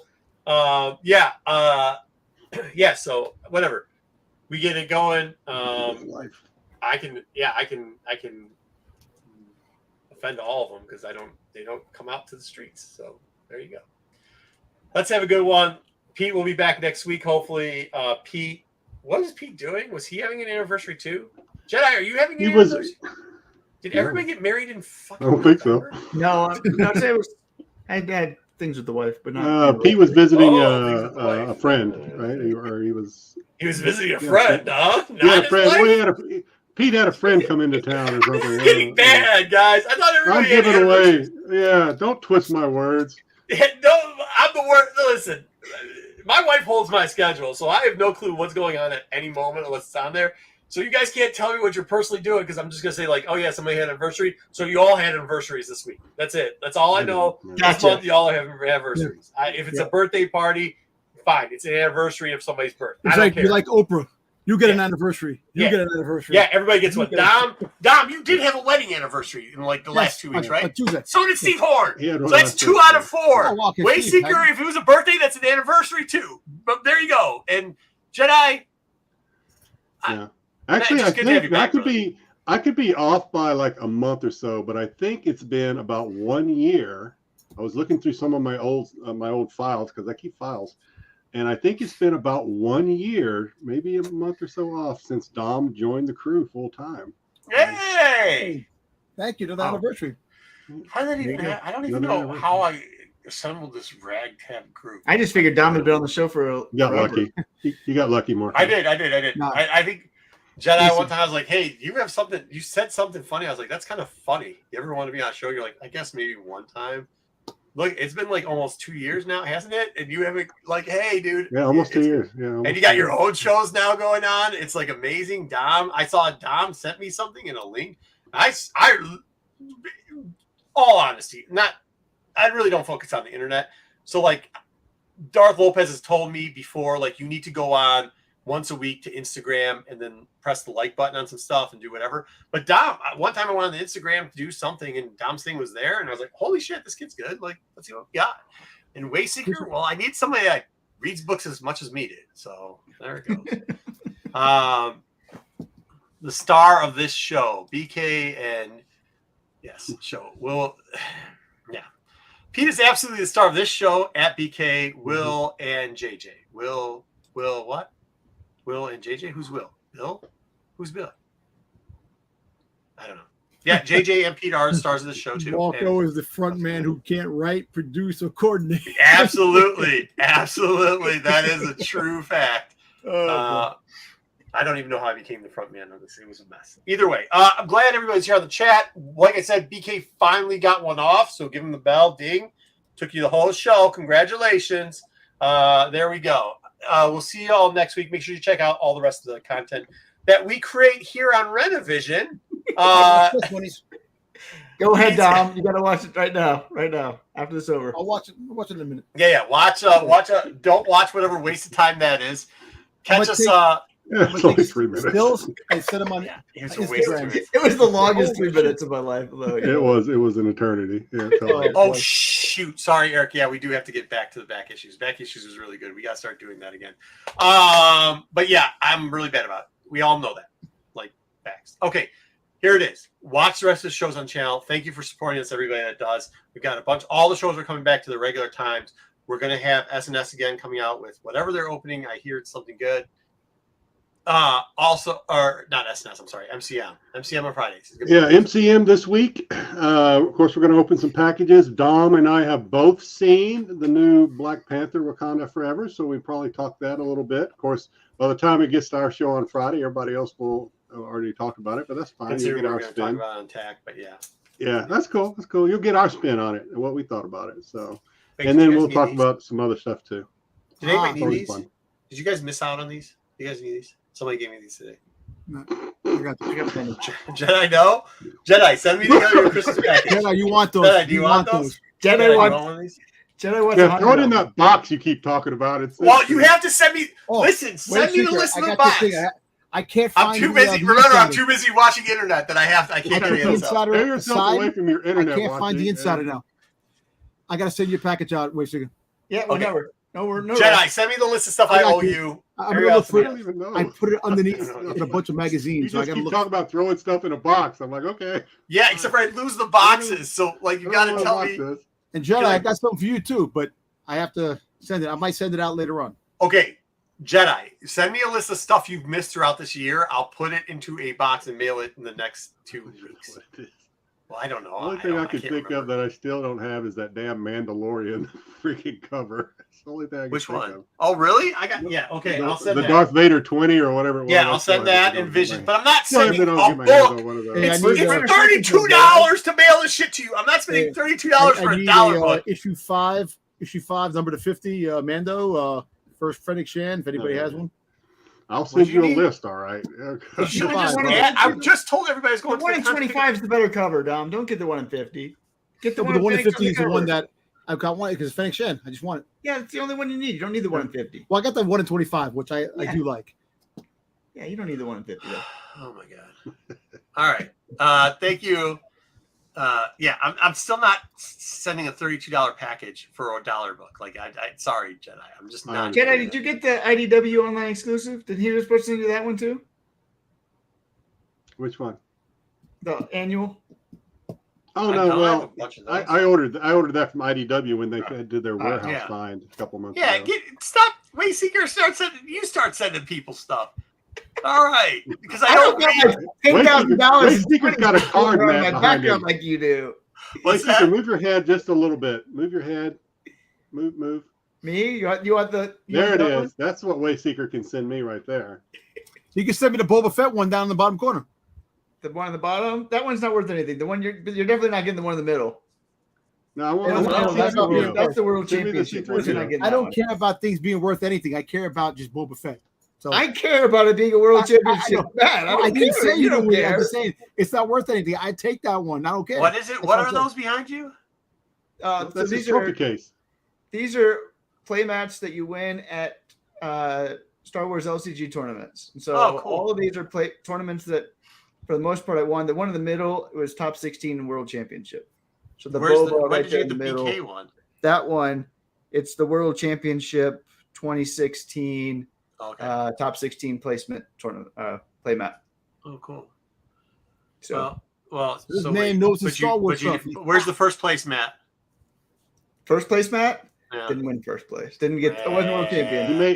He made a couple of questionable decisions. See, I remember. You wouldn't understand what a twist. You wouldn't understand what a twist of fate was, but a twist of fate got me, and that was the end. You didn't know what the Dust Bunnies were. Did you see? Is this on video? Is there some place we can see this on video? There might be. I have to go look. Let's do that. At one point. You can watch me lose at the top 16 of world championship. Yeah, right there. Wow, top 16 of the world? Top right is the one. Yeah. Jesus Christ. What? That's great. Yeah. Obviously, you guys have not watched the Wayseeker special appearance on MCM. Marco's got all the other. I watch all the internet. I watch the entire internet. I'm saying again, I watch everything on the internet. I have, yeah. Wait, what? Yes, the entire internet. I have all that time that I want. No, but now I might. Could you cut it out for me so I could? No, this is intriguing. I like this. This is funny. So you play. I mean, I knew the other stuff. I knew the thing because we had talked before. That's actually one of the things I was like, oh, you already knew Twitch. He's a contender. So are you gonna play this year? The LCG is no longer in tournament. Like fantasy play into that one. So no, I only made worlds. I qualified for World 3 years, but I only went once because it was on the weekend and I just had other things to do. But that was the only Worlds I was able to attend, and I got top 16. Where was it at? It's always at Fantasy Flight's headquarters, which was in Minneapolis. Minneapolis? Yeah. Oh, you need JJ. Right? No, what? No, JJ's Is not. JJ Minneapolis? That's not where JJ is. No. No? Yeah. It's an interesting city, though. Interesting. I ate a burger there one time. It's supposed to be a thing that they do there, where they put cheese in the inside of it. You know this, Wayseeker? Did you have this? No. Like, it's supposed to be some specialty thing where like they make a burger and they take the bacon and they slice it up like into like a dice it, and they take the cheese, and it's a weird cheese thing because it's almost like I don't know. It's not like a polenta almost, like because it's cheddar, but it's not. So they put it in the middle, and then they cook the burger, and then it's really fucking gross. But yeah, put it in the middle. It's supposed to melt. It's supposed to be the way they do the cheeseburger, and you can't get it medium rare because you have to have the cheese melt. There's a restaurant in Minneapolis that I think I saw on drive-ins and dives with Guy Fieri. I try to travel. I get burgers everywhere. Everywhere I go, I buy burgers. Dude, one of the best places is down in like Carl's Gables, like right outside Carl's Gables. There's this place ran by a family, very small, a bunch of 2-tops, I think 3 4-tops, and like 6 2-tops, 3 4-tops. And what they do is that all the family works there, but they take their high school pictures and they laminate them into the tables. So like you might see your server you might have her prom picture. She's waiting on you, but they serve a burger on a donut. Now I've seen this. I've seen this before. I had it before. Now I've seen this replicated afterwards. This is about 10 years ago. I've seen it replicated afterwards. It's not as good. That place, because then after we had it, my wife was always trying to she's like, "Oh my gosh, this is something that's becoming trendy. Let's try it." And I was like, "Oh, good Lord!" And Yeah, it was really good there, and it's not good. That burger that you were describing earlier with the cheese between the patties, there's a name for it. I couldn't think of it. I had to Google it. It's called a Juicy Lucy. I'm not. Yep, that's it. A Juicy Lucy. That it's gross. Yeah, I've heard of it. Not good. There is a place that I go to. It's called the Stardust Diner in Times Square. Yeah, and they make a burger on a glazed donut. Yeah, I had it. That's a heart attack waiting to happen. That sounds good. so. Like going to Texas Fair. When you go to the Texas Fair, you're just like, what fried food's gonna kill me today? I got 10 hours. So the one that they make in the place I was talking about, it's almost like the inside, the like side of it is almost even like a brioche slash, like, you know what I'm saying, or like a grilled like or bagel type thing. But then the outside has got it's just the perfect. It doesn't feel like you're gonna die from eating it.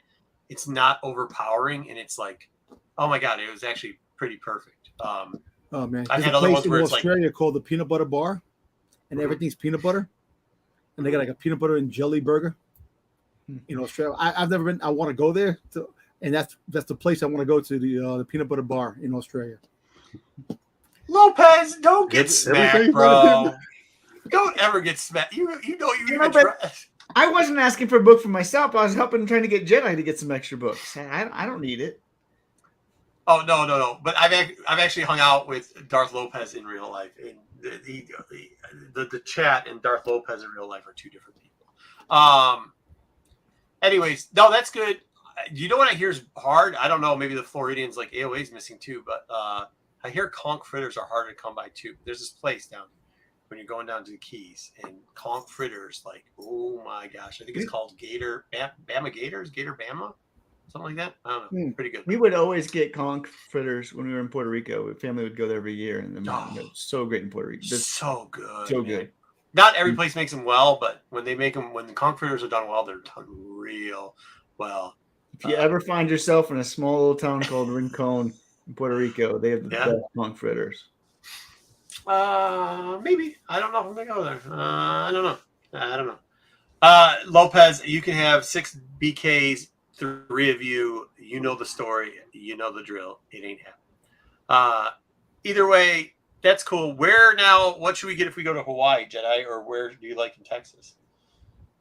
Where's your favorite place? You've traveled a lot. Well, Hawaii is either, Loco Moco or pulled pork is always good here in Hawaii. Authentic pulled pork. Or Loco Moco. Huh? You know a place called the Luau? There are luau's, which are parties. Yeah, I know parties, but there's no place called the Luau.